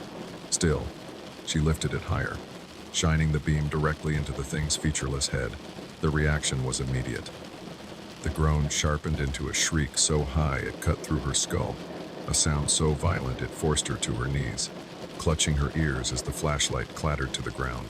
Its beam twisted upward, spinning across the ceiling, catching brief glimpses of the creature's limbs flailing, claws carving fresh wounds into the walls, its body convulsing as though the light burned. She scrambled forward on her hands, desperate to retrieve the flashlight, but before she could reach it, the sound stopped. Silence. Her breath rasped, loud in the stillness. She lifted her head, heart pounding. The flashlight lay inches from her hand, its beam steady again. She grabbed it, pressed it forward, and found nothing. The passage was empty. The walls bore the fresh scars of claws. The floor was littered with fragments of stone, but the creature itself had vanished. She staggered to her feet, her legs shaking, her body weak, and forced herself to keep moving, one step at a time, deeper into the tunnel. She told herself she had no choice, that perhaps the cave would widen, would offer another way out. But as she walked, her light revealed more carvings, not scratches now, but deliberate symbols etched into the walls. Spirals, circles, marks too symmetrical to be accident. Her stomach turned as she realized she had seen them before on the cliffs, on the trees, in her own skin. They glowed faintly when her beam passed, as though alive. The drip resumed. Louder, heavier. It came not from above but from ahead, where the tunnel opened into a wider chamber.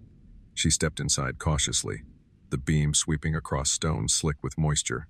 Pools dotted the floor, their surfaces trembling as drops fell from stalactites overhead. But the water was wrong. Dark, thick. It reflected no light. And then, as she aimed her beam higher, she saw them, dozens of bodies fused into the walls, twisted at unnatural angles, their limbs stretched too long, their fingers clawed into the stone as though trying to escape. Their faces were blurred, featureless, but their mouths gaped wide, and from them came the groans that had haunted her since entering. They were not echoes, they were voices. She staggered back, horror rising in her chest, and that was when she felt it. A hand, cold, damp, pressing against her shoulder from behind. She spun, flashlight whipping across the chamber, and the beam caught it again. The creature, standing tall, hunched low enough that its faceless head loomed inches from her own. Its talons spread wide, blocking the exit. The cave groaned with it. The taloned hand pressed harder against her shoulder, not in a strike, not in violence, but with the slow inevitability of something testing the boundary between stone and flesh, as though it were deciding whether she belonged more to the cave than to herself. The cold seeped through her jacket, through her skin, into her bones, and she realized with mounting horror that her body was not recoiling. Her muscles had gone slack, pliant, as if recognizing the touch, as if some part of her welcomed it. She forced herself to raise the flashlight, to shine it into the creature's faceless head, but the beam wavered, her hand trembling, and when the light touched it, the surface did not recoil this time. It absorbed the glow, swallowing it into the pale expanse until the entire chamber dimmed. The groans from the walls thickened, deeper now, layered with new tones that almost formed words. She turned the light across the chamber, desperate for escape, and the sight froze her blood. The bodies fused into the stone were moving, their limbs flexing in stiff jerks, their mouths opening wider, their featureless faces trembling as though they were on the verge of becoming recognizable. She staggered back, the creature's hand falling from her shoulder, but when she lifted the beam higher, she wished she hadn't. One of the faces in the wall had changed. It had eyes now, open, staring, glistening, wet as though freshly born. They blinked slowly, once, twice, before fixing on her with terrible intent. She knew that gaze. She had seen it in mirrors every day of her life. It was hers. Her throat closed, a strangled sound escaping as she stumbled further into the chamber. Her own face was carved into the stone, stretched unnaturally wide, the mouth open in silent scream. She pressed her hands to her cheeks, desperate to feel skin, to reassure herself that she still existed outside the rock, but her palms met warmth, the faint vibration of spirals pulsing beneath her flesh. She tore her hands away and stared in terror as faint lines glowed across her skin, the same patterns etched into the cave. The creature groaned, tilting its long head toward her, and for the first time she thought she understood the sound. It was not meaningless. It was calling her name. Each guttural note carried a piece of it, distorted, stretched, but undeniable. Her knees buckled, and she sank to the damp floor, covering her ears, whispering that she was still herself, that the cave could not take her. But the voices answered, perfectly timed with her denial, speaking the words she tried to hold inside. Still yourself. Still yourself. She lurched forward, crawling toward the pools of dark liquid, her hands slapping against wet stone. She told herself she would dive in if she had to, drown herself before the cave could claim her. But when she reached the water and aimed her light down, she saw no reflection. Not hers, not the creature's, only an endless depth that rippled faintly with the beat of her own heart. And then the surface shifted, and another image rose to meet her. A pale, gaunt figure with limbs too long, faceless yet familiar, tilting its head at the same angle she had just moved hers. She dropped the light, the beam clattering across the chamber, darting wildly across walls and bodies, and the groans erupted into a cacophony of triumph. The creature stepped closer, its talons scraping, sparks bursting, and she felt the air compress around her, as if the entire chamber were inhaling. Her body trembled, not in fear alone, but in recognition. In some terrible symmetry she could not deny. The ridges on her skin pulsed brighter, glowing veins crawling up her arms, and with every flash she saw the creature's limbs glow faintly in the same places. Her breath tore from her lungs, harsh and ragged. She staggered to her feet, clutching the wall for balance, and shouted, "What are you?" Her voice cracked, but the cave did not echo it back in distortion. Instead, the creature answered not in words, but in her own voice, repeated perfectly, thrown back at her from its faceless head. "What are you?" The sound split her open. She screamed, throwing the flashlight beam across its body, and for the briefest instant the light revealed not a monster but herself, her own figure, stretched and broken, limbs elongated, face blank, standing hunched in the chamber. Her scream fractured into sobs, and the sound bounced back at her from the walls, multiplied until it became a chant, her own despair, her own fear, woven into the cave's endless chorus. The creature moved forward again, slower than before, its arms spreading until talons scraped both sides of the chamber, sealing her in. She staggered back, tripping over a jagged rock, falling hard, the beam snapping upward to the ceiling where stalactites dripped steadily into the pools. Each drop rang loud, louder than her own cries, until they became indistinguishable from the beats of her heart. She clutched at her chest, feeling it pound, and realized with a sick jolt that the rhythm was no longer hers alone. The cave was keeping time with her. Her eyes darted to the walls, to the faces half emerging from stone. One by one they opened their eyes, each a perfect mirror of her own, blinking in unison, mouths stretching wider. The chorus surged, moans twisting into laughter now, cruel and hollow, filling every corner of the chamber. She pressed her palms to the stone floor, trying to stand, but the surface pulsed beneath her, ridges rising, gripping her skin like fingers. She yanked free, leaving strips of fabric behind, and in that moment she knew the truth. She was not an intruder in this cave. She was part of it. She had always been. The creature loomed closer, its faceless head bowing low until it hovered inches above her own. She could feel the chill of it, smell the rot clinging to its body, hear the faint rattle of breath that matched hers exactly. It tilted its head, waiting, and without meaning to, she tilted hers in the same motion.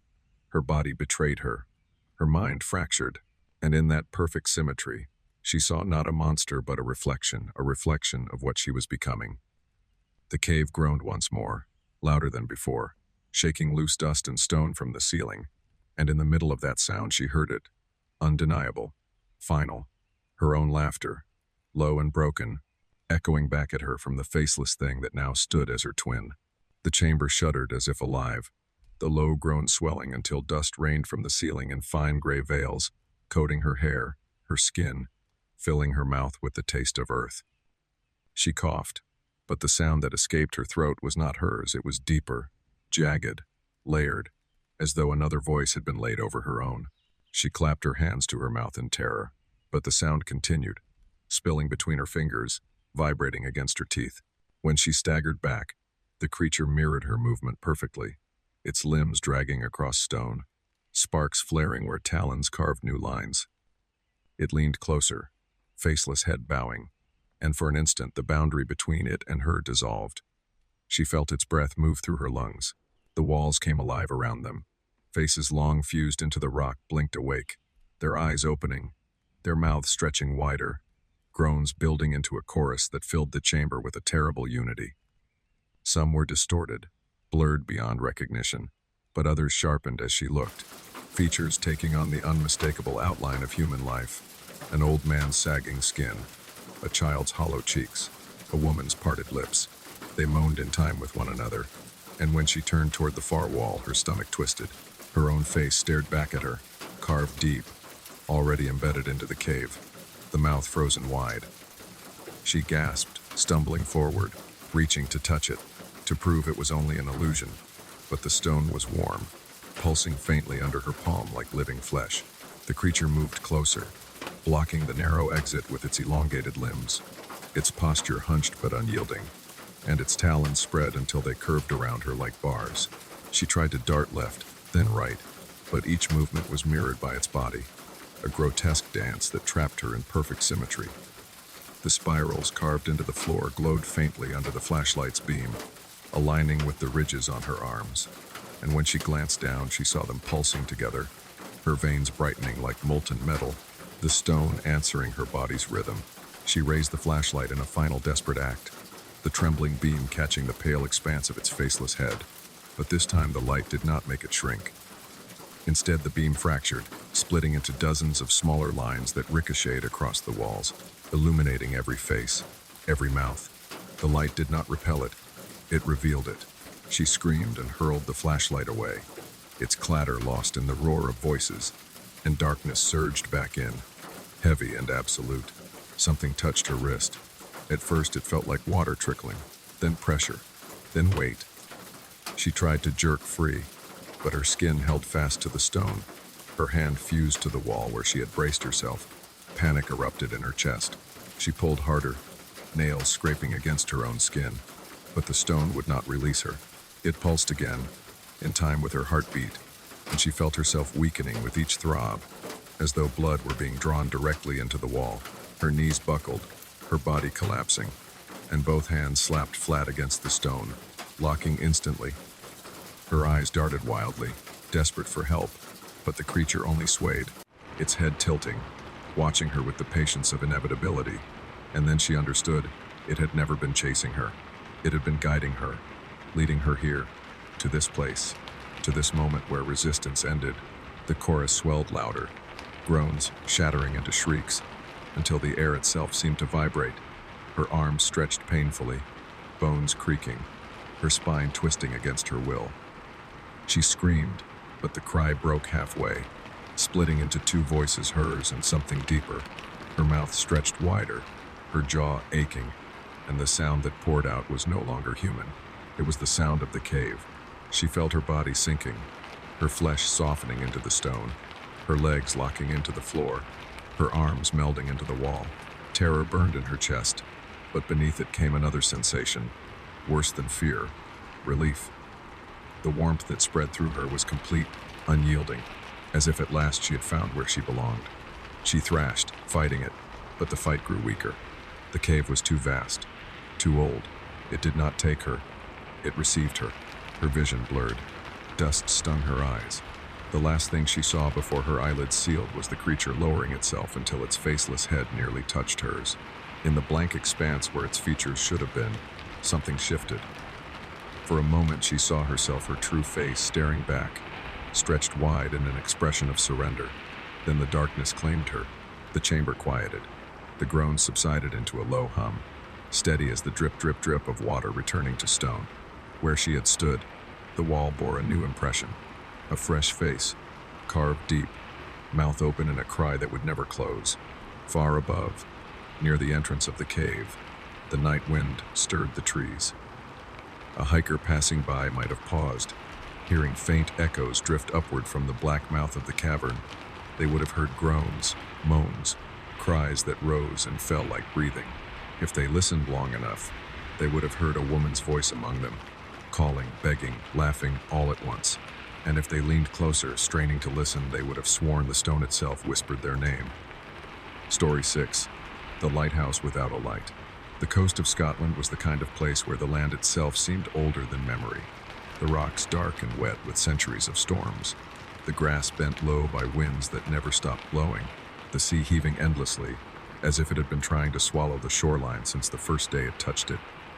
He had walked for hours along that jagged path, boots slipping on moss-slick stone, the cry of gulls distant and sparse, until the shape appeared through the fog, a tower rising crooked against the sky, tall but lifeless, its crown bare, No flame, no beacon. The lighthouse without a light. He had heard about it from a fisherman in town, a man who spoke reluctantly, glancing at the floorboards as though the subject itself carried weight. "You don't want to go there," the fisherman had muttered, voice rough with salt and whiskey. "Nobody tends it. Nobody's meant to. The last keeper, well, he didn't so much leave as vanish, and the ones before him, they weren't much luckier." When pressed, the man only shook his head. "The sea takes what belongs to it. Best to let it." But curiosity had already rooted itself in him, and curiosity, once planted, grew like ivy. Now, standing before it, he understood why the villagers spoke in lowered voices. The tower was not simply abandoned. It radiated neglect in a way that seemed deliberate, as if it had been left to rot on purpose. The stones were blackened, not by fire but by time, streaked with lines of salt that etched the shape of vanished rain. Windows stared out blind, glass broken, frames sagging inward. The iron door at the base hung crooked, its hinges swollen with rust, but it gave when he pressed his shoulder to it, scraping across the stone floor with a groan that echoed up the hollow interior. The air inside was colder than the wind outside, damp and heavy, carrying the smell of brine and mildew. He stepped into the circular chamber, the light from the doorway stretching across a floor littered with driftwood, feathers, bones too old to name.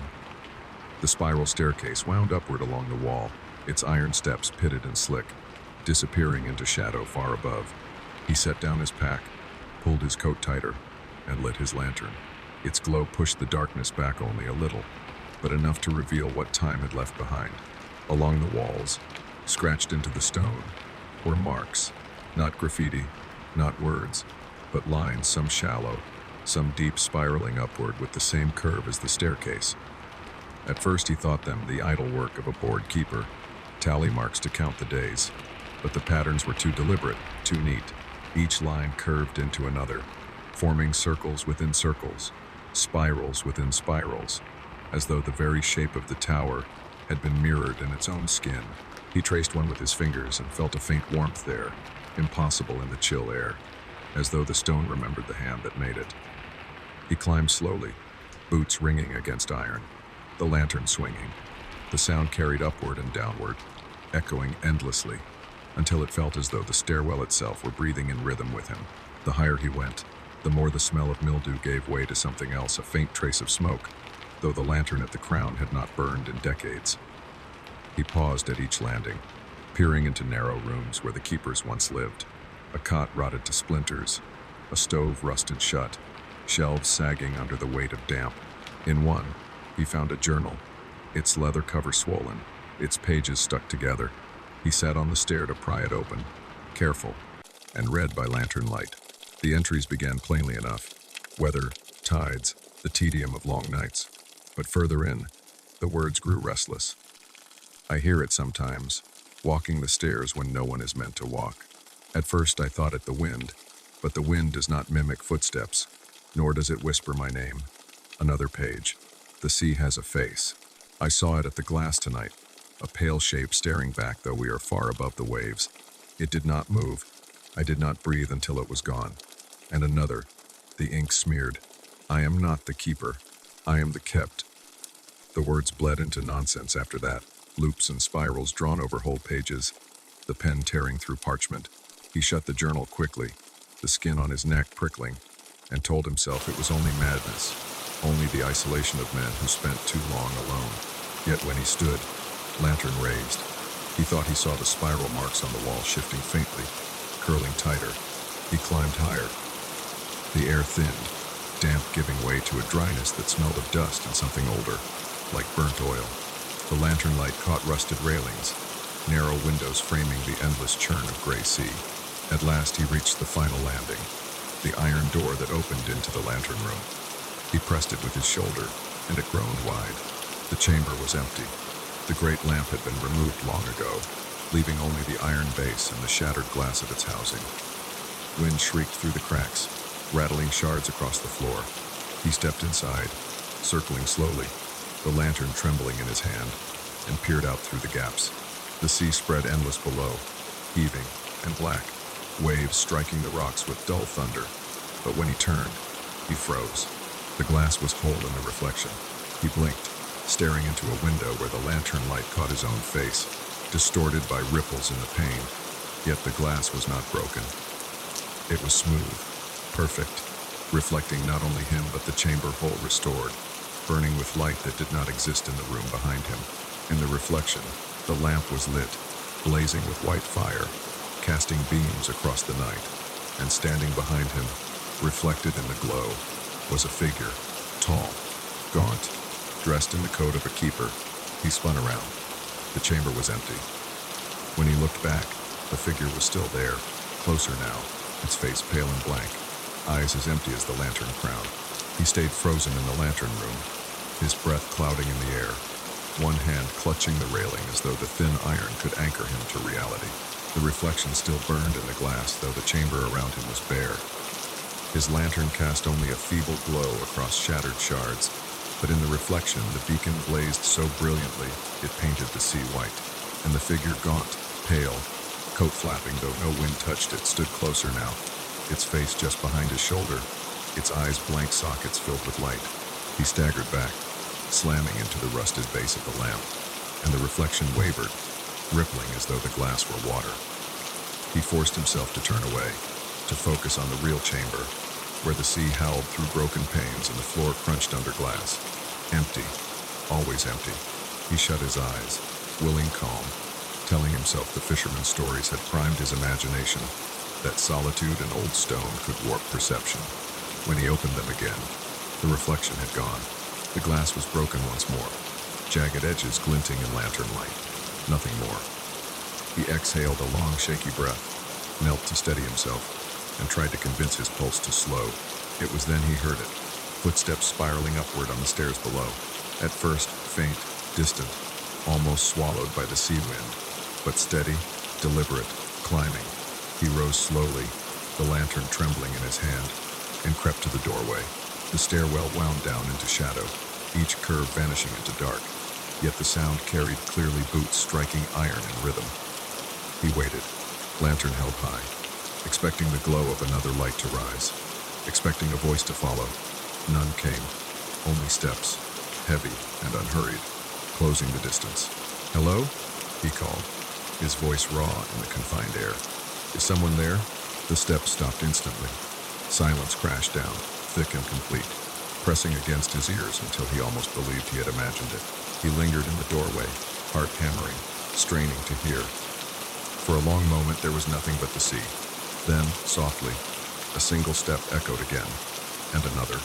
Resuming, he retreated into the lantern room, pulling the iron door shut with a groan that rang like a warning. He set his lantern on the base of the lamp and scanned the chamber again, every nerve taut. The reflection did not return, but the footsteps grew louder, circling up the stair. He backed away until his shoulders pressed against the far wall. The air grew colder, as though every step drew a draft higher, each breath snuffing more warmth from the room. The steps reached the final landing and stopped outside the door. He held his breath. The iron trembled faintly, as though a hand pressed against it from the other side. He waited for a knock, for the squeal of hinges, for anything. Instead, he heard a whisper, not carried through air but through metal, seeping directly into his bones. "You should not have come."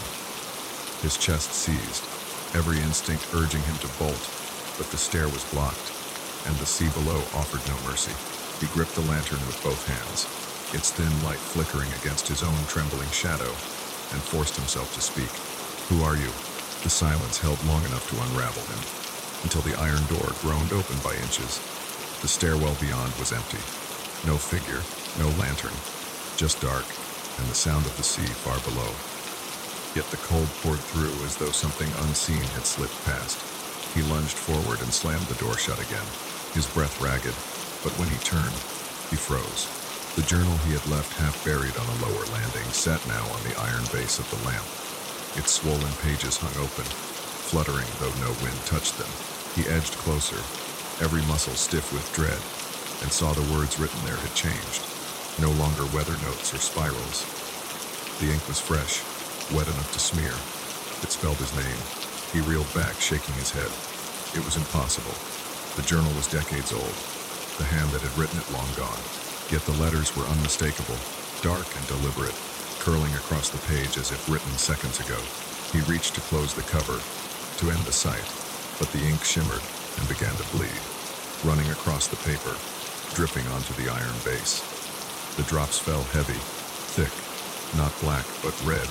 Blood. He stumbled back, overturning the lantern. The flame guttered, nearly dying before flaring again. But its light now painted the chamber differently. The walls of the lantern room bore spirals carved deep, circling upward in perfect rhythm with the staircase, glowing faintly as though feeding on his fear. He spun, searching for air, for escape, but every window showed the same vision. The sea black and still, waves frozen in mid-crash, gulls suspended in air. Time had halted, and in each reflection, the figure of the keeper waited, closer each time. In one window it stood at the far corner. In another it loomed at the threshold. In another it was directly behind him, pale hands reaching for his shoulders. He whirled, swinging the lantern, but the room remained empty, always empty. He pressed himself against the wall, the journal lying open at his feet, the pages bleeding until spirals soaked every line. His heart thundered, his throat raw. Somewhere deep below, down in the belly of the lighthouse, a new sound stirred. Not footsteps, not whispers, a low grinding, like stone against stone, heavy and patient, climbing upward through the tower's hollow core. And he knew with a dread that rooted itself in his marrow, that whatever had taken the last keeper was rising to claim him too. The grinding rose slowly, deliberate, as though the very bones of the tower were turning in their sleep, each tremor rippling up through the spiral stair, rattling the rusted railings, shivering the lantern glass. He crouched low, clutching the overturned lantern in both hands, its light flaring and dimming like a dying star, and tried to convince himself that it was only the sea battering the rocks below, only old stone giving way. But the sound was too precise, too measured. It climbed with purpose, circling upward floor by floor, as though something vast was dragging itself up from the black water at the base of the lighthouse.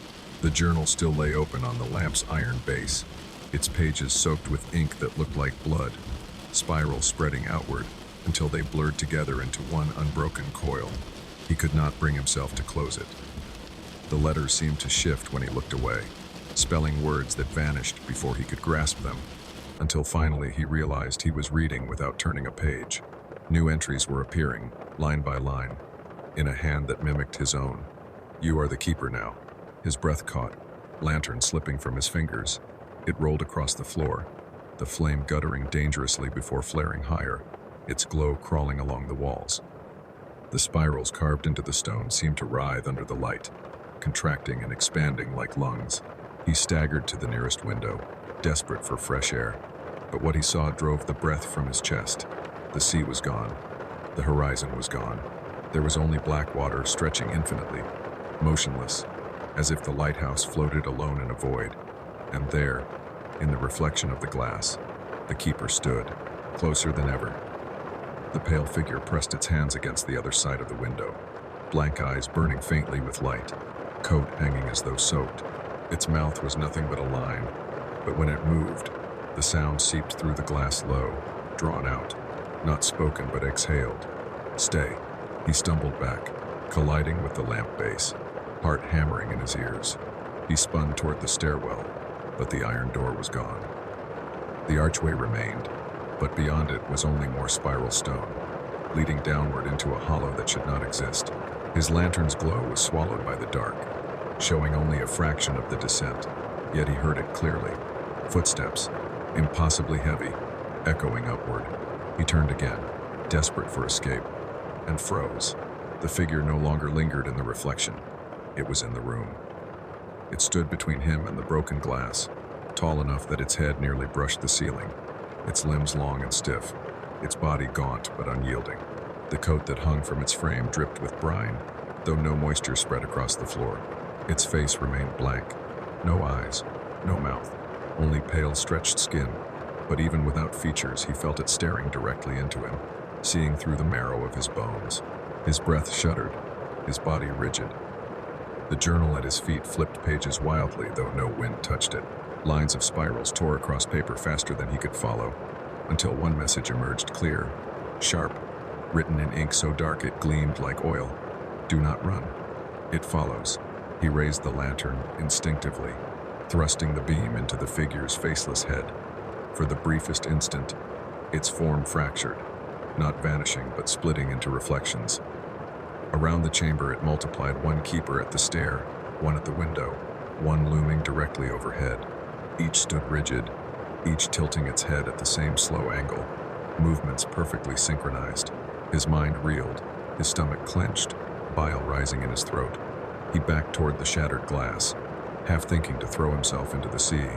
Though what sea remained, he could no longer say. Why me? He croaked, voice thin, breaking in the cold. The answer did not come from the figure. It came from the walls, from the spirals carved deep, from the bones of the tower itself. Because you opened the door. The words reverberated until his skull felt ready to split. He clapped his hands over his ears, but the sound pressed through skin, through bone, vibrating his teeth, rattling his heart. The figure moved. Its steps were slow, scraping, metal groaning under its weight, yet in 2 strides it stood directly before him. It bent low, faceless head bowing until the smooth expanse hovered inches above his own face. He tried to look away, but his muscles betrayed him, eyes fixed, drawn into the blankness, and then he saw its shadows shifting beneath the skin, faint impressions forming. For a heartbeat, the face was his own features, twisted, mouth stretched too wide, eyes black voids. He cried out and stumbled back, but his heel caught on the journal, and he fell hard onto the spiraled floor. The figure loomed, and the spirals carved into the stone pulsed brighter. They aligned perfectly with the lines glowing faintly on his hands, marks he hadn't noticed before. Ridges burned into his flesh when he had touched the walls. They glowed in rhythm now, his heartbeat syncing with the tower, with the figure, with the void beyond. He realized with horror that he could no longer hear the sea. The only sound was the grinding of stone and the rhythm of a pulse that was not entirely his own. The keeper, or the thing that wore the shape of a keeper, extended one pale hand. Its fingers were impossibly long, stiff but steady, and it pressed them against his chest. He tried to shove it away, but his arms trembled, weak, his muscles slack. The cold spread inward instantly, threading into his ribs, clamping around his heart. His pulse faltered, then resumed in time with the spirals on the floor.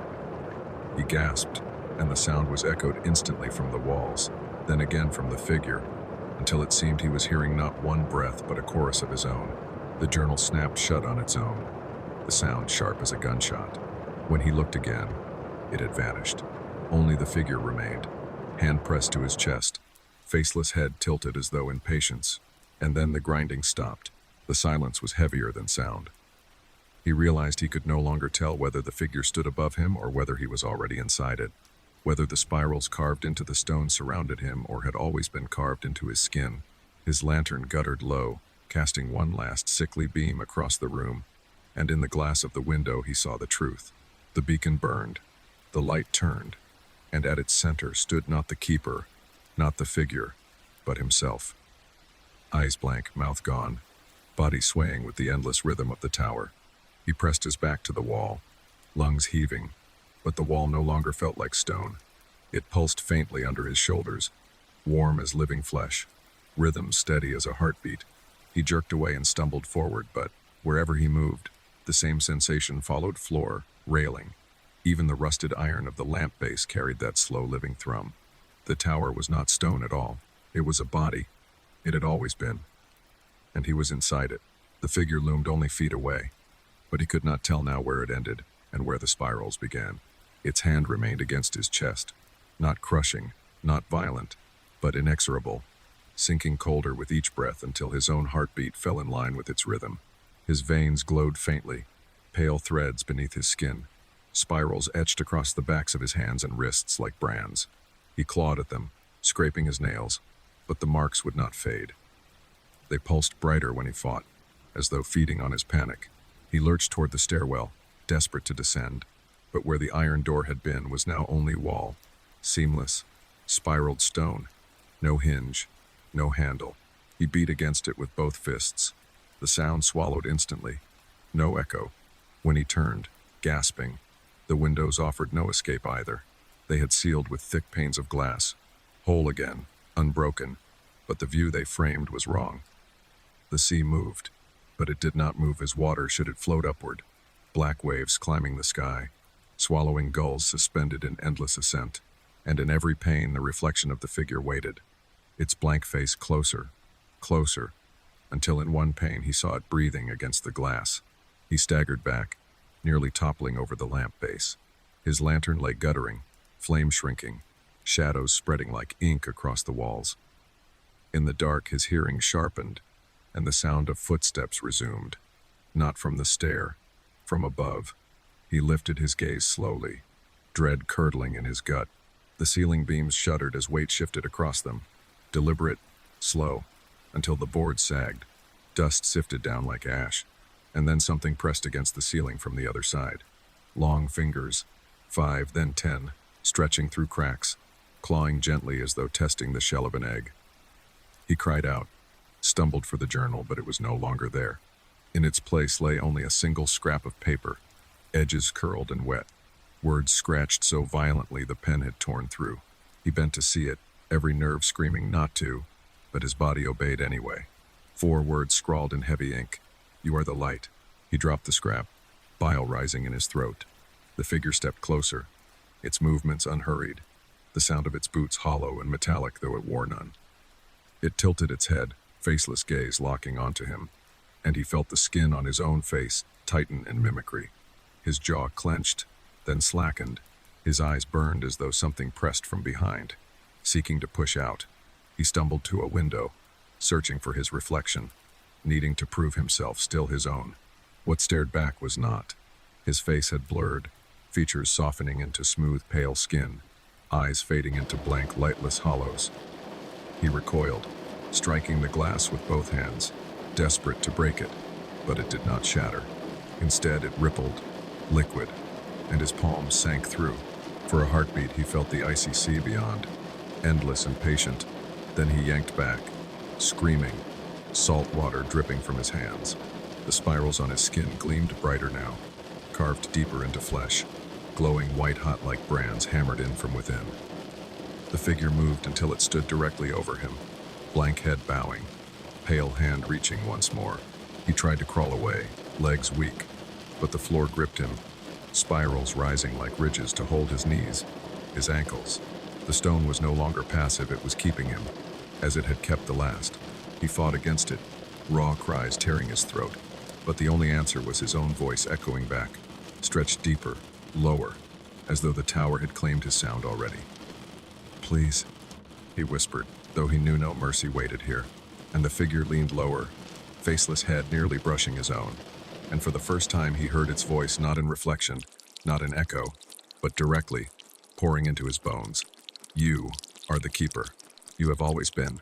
The spirals blazed so bright they washed the chamber in light. For an instant it looked as though the beacon had been relit, rays streaming through every sealed window, casting beams into the impossible night beyond. He saw the horizon illuminated, not of sea but of endless void, filled with pale shapes shifting just out of sight, thousands of them, faceless and swaying in rhythm. The tower called them. The tower had always called them, and now it used him as its mouth, its eye, its light. He screamed, but the scream was not his alone.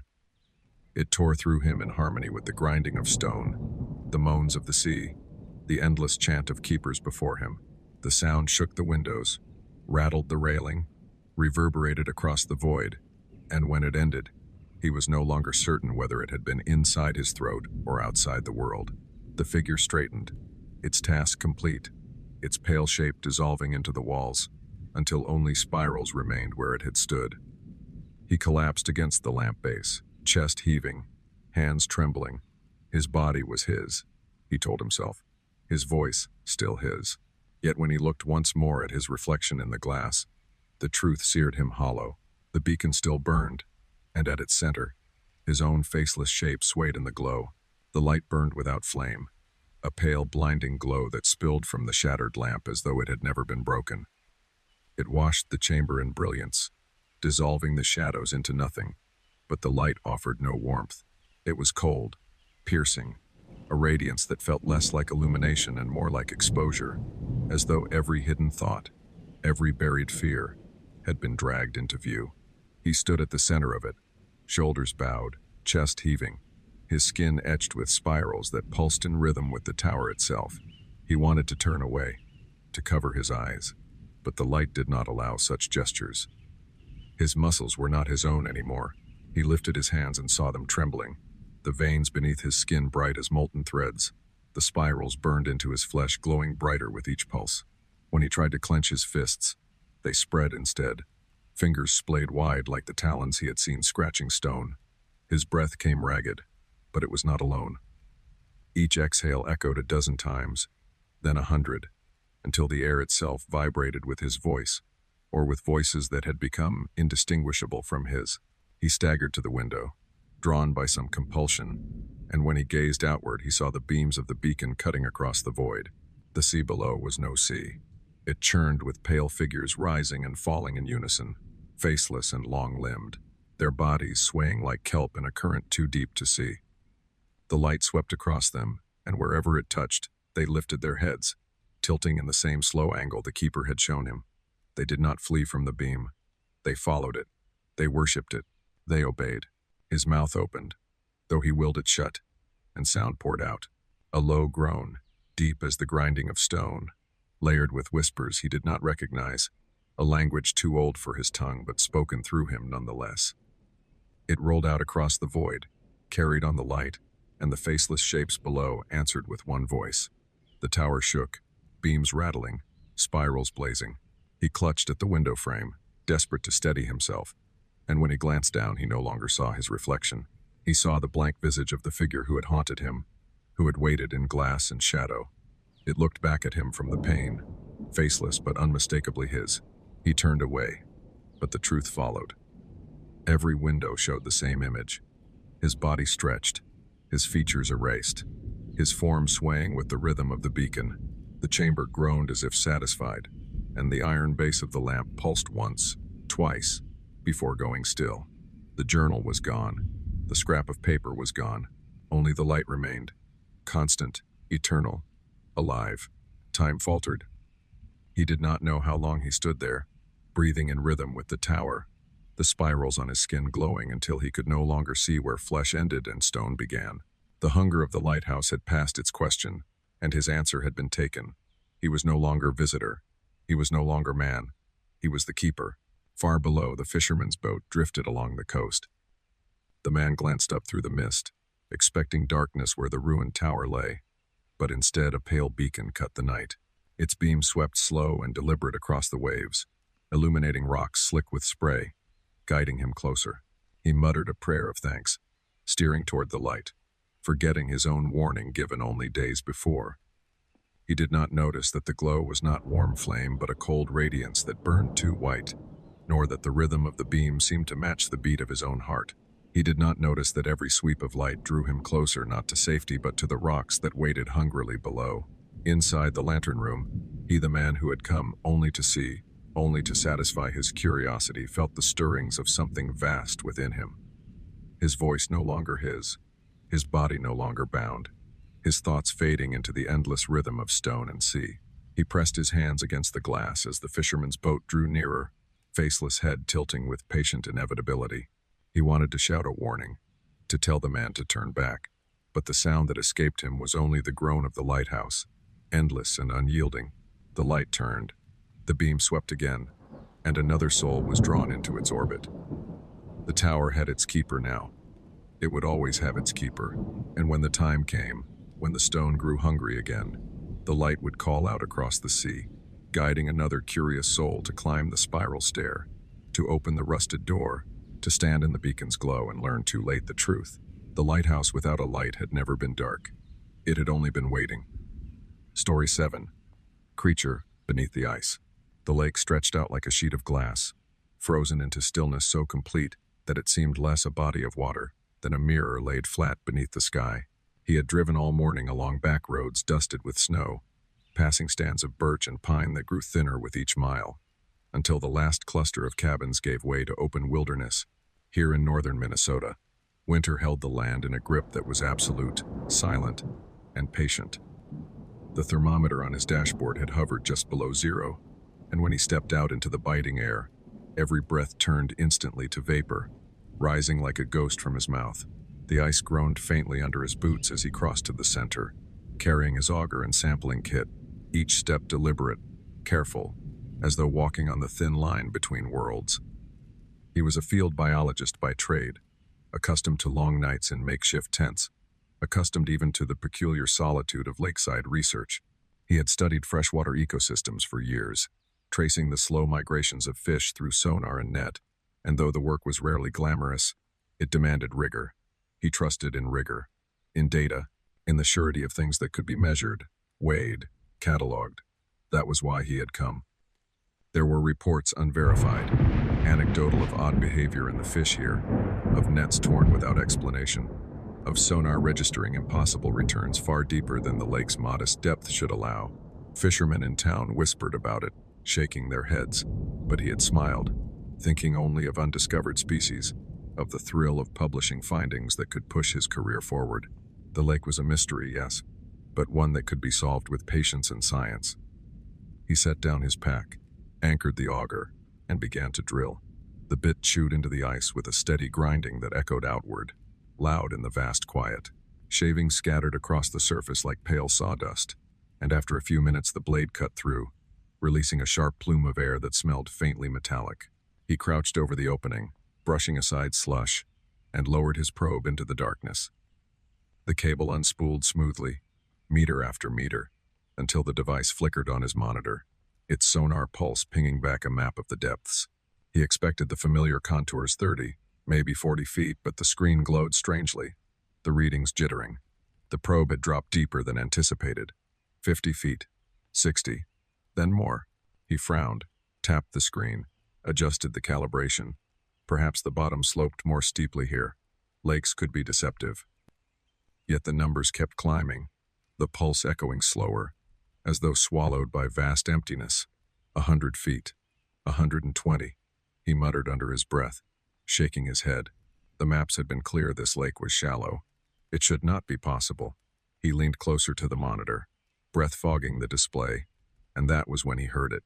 A sound, not the mechanical pulse of sonar, not the groan of shifting ice, but something deeper.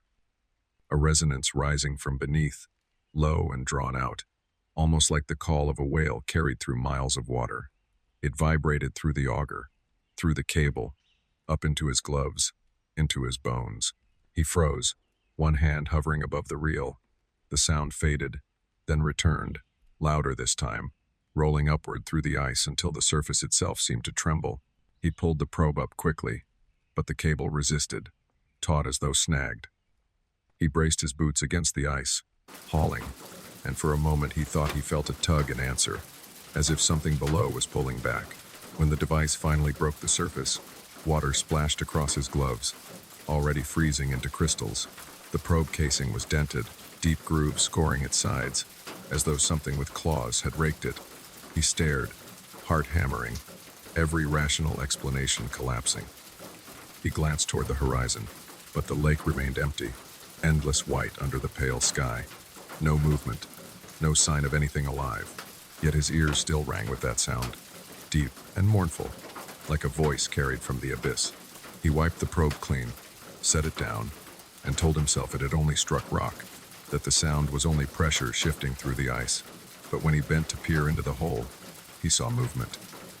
Not the shimmer of his own reflection, not the play of light, but a shape sliding slowly across the dark water, massive, fluid, too fast, too smooth, to be a fish. His breath caught. He blinked, leaned closer, and for a moment he thought he saw an eye staring back, pale and lidless, before the water rippled and swallowed the vision whole. The ice beneath him groaned louder, a deep resonant crack echoing outward in every direction, and he staggered back, his hands shaking, his rational mind clawing for purchase. But he could not stop looking at the hole, black and endless, a mouth opened wide in the frozen lake. The sound rose once more, long and low, until he realized with horror that it was not the sound of water at all. It was breathing. He crouched on the ice, staring into the dark circle of water as though it were an eye staring back at him. wide and unblinking.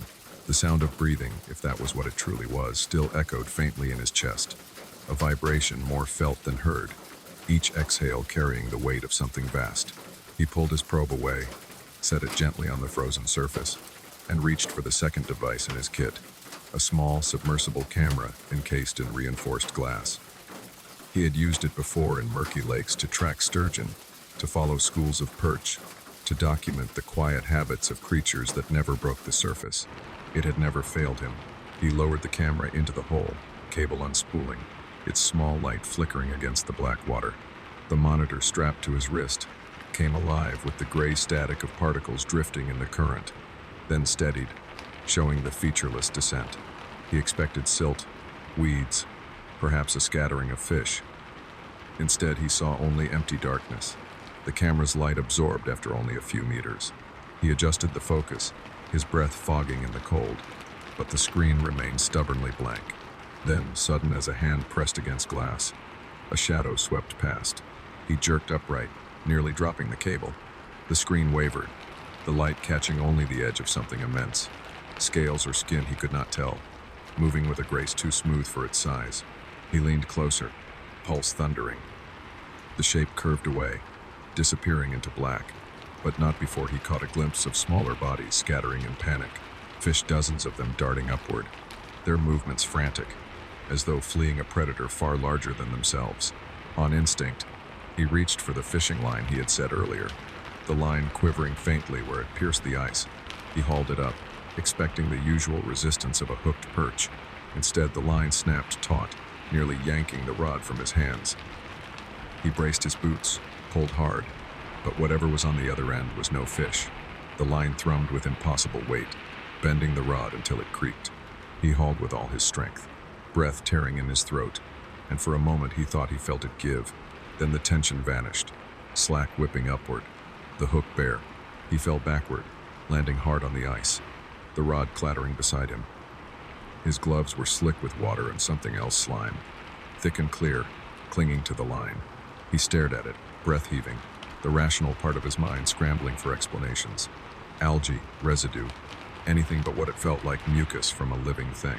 He wiped his gloves on the snow, heart pounding, and forced himself to look at the monitor again. The fish were gone. The camera drifted in silence, its beam swinging slowly. Then the sound returned, louder this time, a groan that rattled through the cable, through his bones, rising and falling like a tide. He adjusted the angle, sweat freezing on his forehead despite the cold, and the light caught something vast beneath, not a single creature, but the curve of a body so immense the camera could not capture its edges. It moved languidly, as though the water itself parted for it, and then one detail swam into view, an eye. It filled the screen entirely, pale and lidless, its surface cloudy like ice, its pupil no more than a shadow. It did not blink, it did not need to, but he knew, with certainty as sharp as ice against skin, that it was looking at him.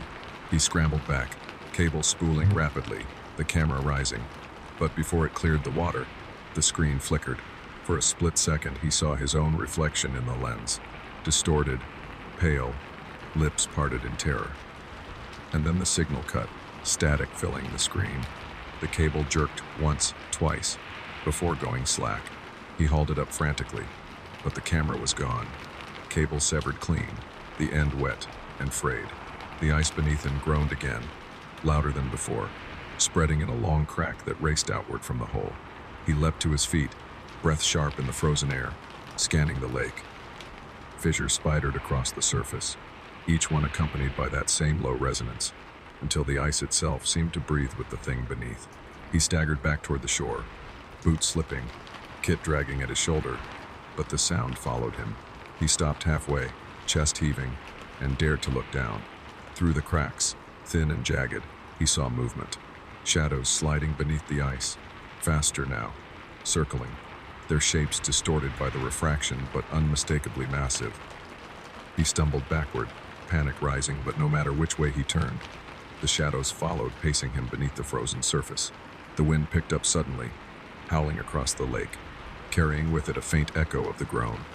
Not just vibration, not just sound. A voice.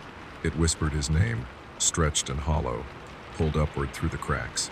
He dropped his pack, hands clamped over his ears, but the voice was already inside, reverberating through his skull, patient and insistent.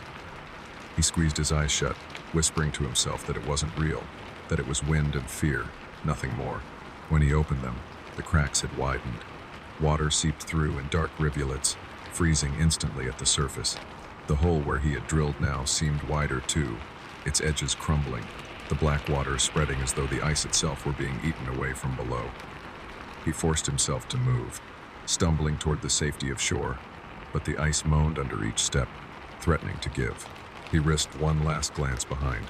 The hole boiled with bubbles, ripples pushing outward, and for a heartbeat he saw it again, an immense shape rising, scales glistening faintly in the dim light, limbs or fins stretching outward in slow, deliberate motion.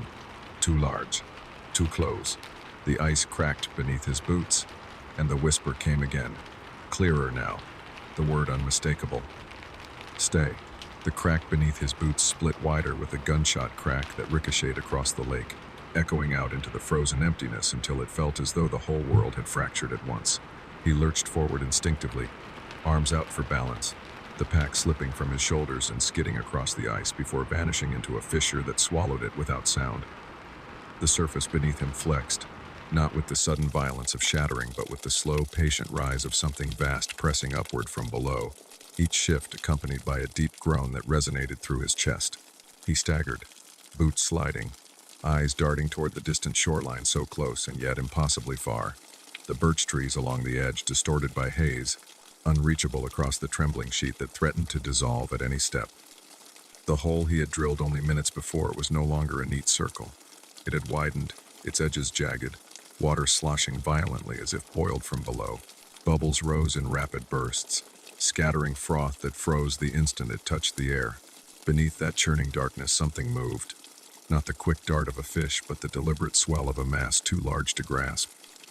He caught glimpses between ripples, pale skin mottled like stone, ridges running along its length, the slow curve of a body that seemed endless, and then an eye surfaced, wider than his outstretched arms, pale and milky, rolling languidly beneath the black water before fixing on him. His throat closed. He stumbled backward, but the ice answered with another sharp crack, a fissure darting outward like lightning, splitting the surface into shards that groaned and shifted beneath his weight. He dropped to his knees instinctively, spreading his weight, palms flat against the frozen surface, his breath tearing through his throat in ragged bursts. The cold of the ice bit through his gloves, numbing his hands instantly, but he did not dare move. The voice returned, not from above, not from wind, but from below, a low murmur that trembled through the ice itself, rising up his bones into his skull. His name, whispered in tones stretched too thin, accompanied by the faint rhythm of breath. Stay. He shook his head violently, whispering no, no, no, but the word dissolved as soon as it left his lips, echoed back by the ice in a voice that was not his own. No, no, no. The fissures widened in time with the chant, water seeping upward, thin sheets that froze and cracked again, until he realized the lake itself was repeating him. It was speaking with his voice. He clawed forward on hands and knees, inching toward the shore, but the movement only drew the shadows closer. He saw them streaking beneath the fractured surface, immense shapes circling, their outlines distorted by refraction, tails sweeping slow arcs that shook the ice. One passed directly beneath him, the sheer scale of it blotting out everything else, and he felt the surface flex, bowing downward under the weight. His stomach lurched, bile rising, and he froze in place, knowing that any sudden movement would be enough to break the fragile barrier that separated him from the abyss. Then the water erupted. A section of ice not 10 feet away buckled, cracked, and collapsed inward, exploding into shards as something massive broke the surface. A body, pale and ridged, rose with agonizing slowness, scattering chunks of ice the size of boulders. Water surged across the frozen sheet, washing over his boots, freezing instantly to his laces. He scrambled backward on all fours, his breath torn ragged. As the shape continued to rise, it was not a fish, not even the prehistoric creatures he had studied in books. Its limbs were too long, jointed wrong, tipped with spines that scraped against the jagged edge of ice as it heaved upward. Its torso glistened with scales that were not scales at all, but something smoother, slicker, like flesh stretched too thin. The eye surfaced again, rolling lazily, then fixing on him. He felt its gaze as weight pressing into his chest, slowing his breath until he nearly suffocated. His mind, trained on data and catalogs, failed him utterly. There were no words, no classifications, only the raw terror of prey confronted with a predator older than memory. The ice beneath him cracked once more, a fissure darting directly under his body, splitting outward toward shore. He scrambled desperately, boots sliding on the slick surface, arms pumping, but the fissures followed him, each step widening into spiderweb fractures. The sound of the lake was deafening now, groans and cracks and the deep resonant pulse of the creature's breathing, all layered into a rhythm that felt deliberate, purposeful. The voice rose with it, not whispered now, but spoken in tones that reverberated through his bones. "You hear me. You belong." He clapped his hands over his ears, screaming wordless denial, but his voice was lost instantly, stolen, repeated, hurled back at him by the ice, until the air itself carried only his refusal, multiplied into infinity. His scream became the chorus of the lake. The creature lunged, not quickly, not violently, but with the inevitability of tide. One limb swept upward, spined fingers dragging against the ice, carving long gouges as though the frozen surface were no more resistant than paper. Water surged up through the fissures, spraying into the air before freezing mid-flight, falling as brittle shards. He staggered, slipped, fell hard onto his back. The breath knocked from him. When he lifted his head, the limb was only feet away, its spines glistening with ice, steam curling faintly from the points where flesh met water. He crawled backward, palms burning from cold, but his body was sluggish, numb from the spray. His breath came short and shallow, lungs constricting as though the very air had thickened. The shoreline wavered in the distance, unattainable. All that remained was the hole, black and boiling, widening as the creature hauled itself closer to the surface. For one desperate moment, he considered running toward the center, away from it, as though distance could buy time. But the ice behind him groaned again, fissures racing to cut him off. Wherever he moved, the lake anticipated him, guiding him, herding him toward the hole. The realization struck with the weight of finality. It wasn't chasing him, it was drawing him in. The eye surfaced once more, massive and unblinking, and in its cloudy surface he saw his reflection. Not himself, not fully, but distorted, stretched, pale, and featureless. His limbs elongated, his mouth gone, his body swaying beneath the ice. He gasped, tears freezing against his cheeks, shaking his head as if denial alone could undo the vision. But when he looked down at his hands, pressed flat against the surface, faint ridges had begun to glow beneath the skin, spirals of light pulsing in rhythm with the lake's breath. The voice returned, softer now, tender almost, vibrating through the cracks. "Stay," and the ice beneath him gave way. The world became sound and fractured. Ice split beneath his chest, the shuddering groan so loud it seemed to tear the marrow from his bones, while the low thunder of water surged upward, foaming, freezing, cracking again in an endless cycle. He scrabbled forward on his elbows, boots flailing for purchase, every movement clumsy on the slick surface. He could see the shoreline, pale birches bending against the wind, so close he could imagine the bark beneath his hands, the crunch of snow underfoot, the safety of solid ground. Yet with each desperate lunge, the shore receded, swallowed by haze, the distance stretching as though the lake itself had no intention of letting him leave. Behind him, the hole widened into a jagged maw, water churning in dark froth, shards of ice spinning like teeth. The thing below was rising, each heave of its body forcing the surface to buckle. He could see its ridges now, lines of pale flesh that caught the faint light, glistening as they rolled upward. A limb breached, spined and jointed wrong, slamming against the ice with a sound like splitting timber. The surface quaked, fissures darting outward in webbed patterns, and for a moment he thought the entire lake would collapse in one sudden, shattering collapse. He forced himself to his knees, lungs burning, his voice cracking in the cold as he shouted into the empty air. "Help! Someone! Please!" The words were snatched instantly, swallowed into the cracks, carried downward. They echoed back at him a moment later, distorted, stretched thin, until the plea no longer sounded like his own. Help. Someone. Please. The repetition was cruel, mocking, and it rattled through his chest as though the ice itself had decided to answer in kind. Another limb surged upward, claws dragging furrows through the frozen sheet, leaving long gashes that bled with water. He staggered sideways, trying to keep distance, but the fissures followed, splitting in rhythm with his steps. It was hurting him again, pushing him toward the boiling maw where the surface could no longer resist. He stumbled, nearly fell into one of the gashes, and caught himself with trembling hands. When he looked down, his palms pressed against ice so thin he could see through it. Below, the pale blur of the creature's body shifted, immense and slow, an entire world of flesh moving in the darkness. His breath tore ragged, chest convulsing. He whispered hoarsely to himself, "It's not real, it can't be real." But even that denial betrayed him. The whisper came back instantly, layered, multiplied. "Not real, not real, not real." A chorus of his own voice. He clapped both hands over his ears, eyes squeezed shut, but it was useless. The sound was not in the air. It was in him. The ice beneath his knees began to buckle, sagging downward like skin stretched too thin. Water surged through the cracks, freezing instantly, then shattering again as pressure mounted. He dared a glance over his shoulder and froze. The creature's head was rising. It broke the surface slowly. A vast dome of pale flesh sheened with ice, ridged as though scarred by centuries of pressure. Water sheeted off its bulk, freezing mid-air before shattering across the lake. It kept rising, impossibly tall, until the pale curve of its skull loomed like a hill, and then the eye surfaced again. Larger now, close enough that he could see the faint lines etched into its milky surface, veins or cracks spreading outward from the shadow of its pupil. It rolled once, lazily, before fixing on him, and in its unblinking stare he felt his body falter. He could not move.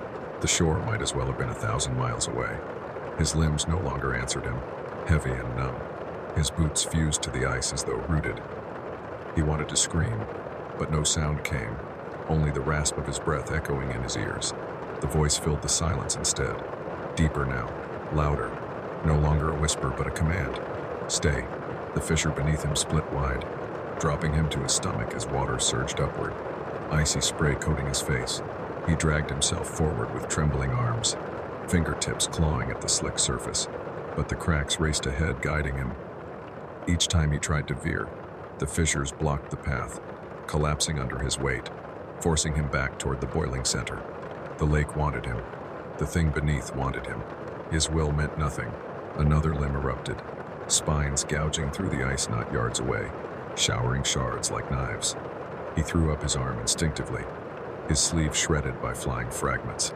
A shallow cut burned across his cheek, blood hot against the frozen air, freezing before it could fall. The scent of iron mixed with brine, and the groan that followed was not random. It was pleased. He pulled himself a few feet farther, lungs screaming for air, every muscle trembling with exhaustion. But when he looked up again, the birches on the shoreline had vanished. In their place rose only mist, endless and blank, horizonless. His heart clenched as realization dawned. The lake was not letting him leave because there was no leaving. The shore had been erased. There was only ice, and him. And the thing below, the eye rolled again, wider now, and in its pale surface he saw not only his reflection but countless others, faces blurred and stretched, mouths open in silent screams, their images locked in the cloudy depths. They swayed as one, as though trapped inside the eye itself, waiting for him to join them. His chest convulsed, tears freezing on his lashes. He whispered again, weak and broken, "Please." The answer thundered through the lake, rattling his bones, vibrating his teeth until they ached. "You are already here." The ice beneath him shattered. He plunged forward, arms flailing, into the black maw of water. The cold bit so savagely he could not breathe, his body convulsing as though pierced by knives, lungs seizing as he sank. The world narrowed to bubbles and shadow, his limbs heavy, unresponsive. He forced his eyes open in the darkness and saw it rising. The bulk of its body filled everything, pale ridges glistening, spine stretching outward like skeletal wings. Its eye rolled lazily upward, fixing on him once more, and in its unblinking stare he felt his body go still. The last thought that pierced his panic was not of escape, but of surrender. The realization that the lake had not chosen him by accident. It had been waiting, and he was already part of it. The cold devoured him.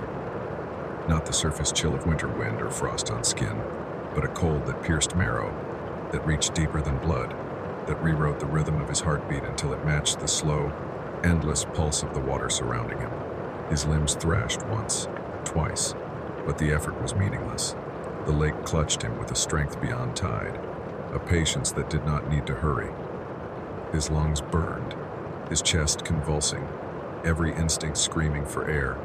Yet, even as he drowned, another breath moved through him, not his own. The eye held him. It floated before him, vast and pale, the milky pupils swallowing his gaze until he could no longer see darkness or water, only its reflection.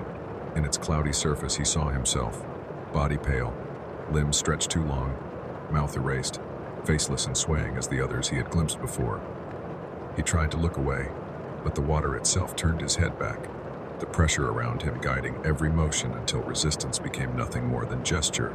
He screamed into the black bubbles tearing from his throat, but no sound reached the surface.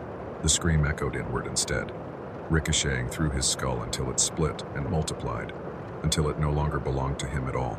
The creature rose further, its bulk unfurling in the water like a continent lifting from the abyss.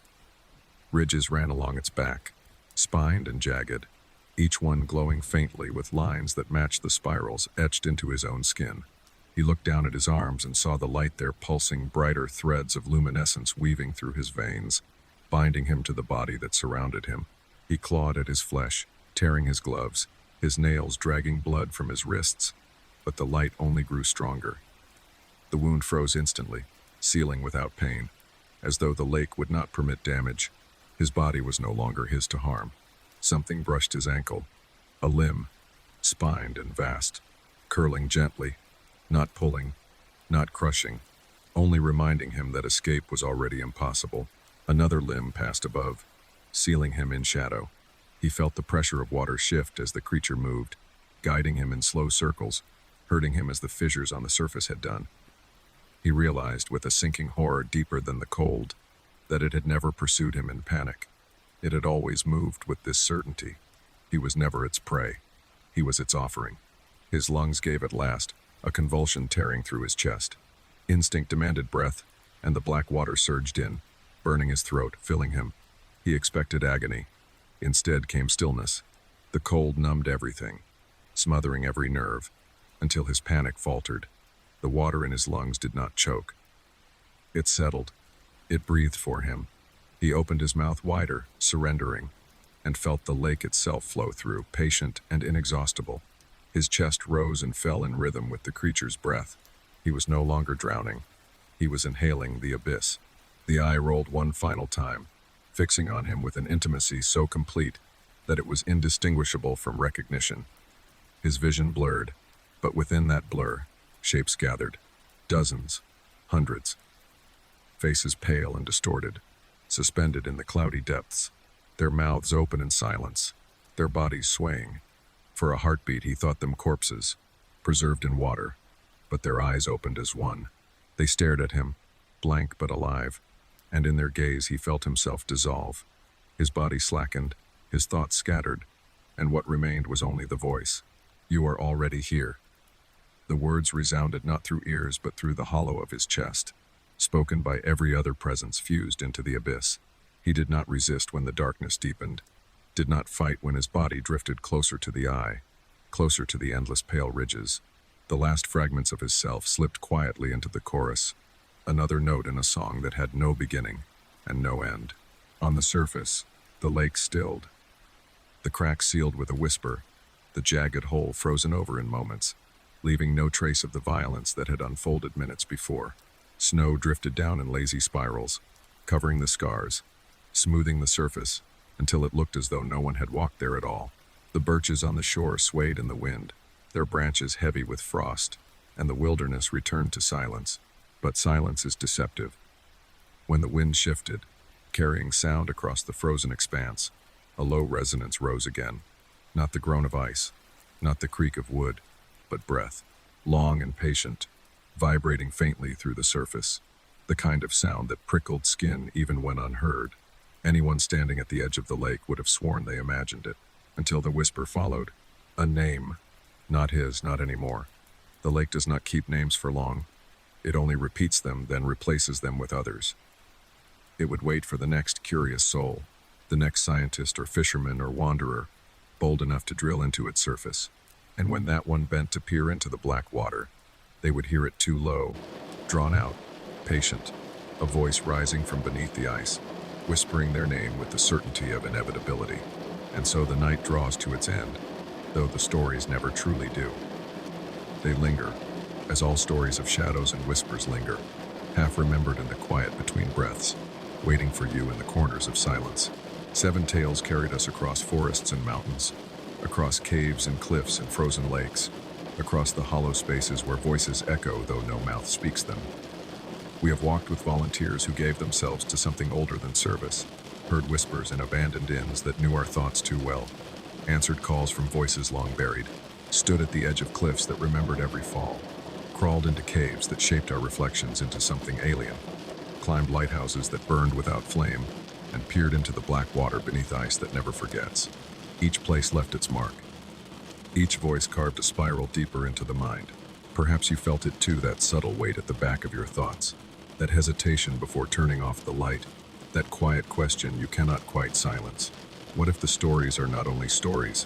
What if the echo you hear tonight does not belong to memory, but to something that has always been waiting, patient, persistent, unseen? I will not tell you what to believe. Belief is not my task. My task is only to keep you company in the hours when sleep does not come easily, to speak into the dark so that you might know you are not alone. Yet in speaking, we stir things best, left still. In listening, you may have opened doors you did not mean to. And when you close your eyes, when the quiet presses in, you may find that the stories press in too. If they do, do not be afraid. Fear is an invitation, and some invitations should not be answered. Let the voices drift as dreams drift. Let the light of the lighthouse fade from your mind. Let the cave seal itself shut. Let the lake freeze smooth again. You will carry the echoes, yes, but only as shadows at the edge of thought, where they belong. And if, in the silence after this voice leaves you, you hear your name spoken softly in the dark, do not turn, do not answer. Stories, after all, are hungriest when we feed them. Sleep now if you can. The night is long, but it will not last forever.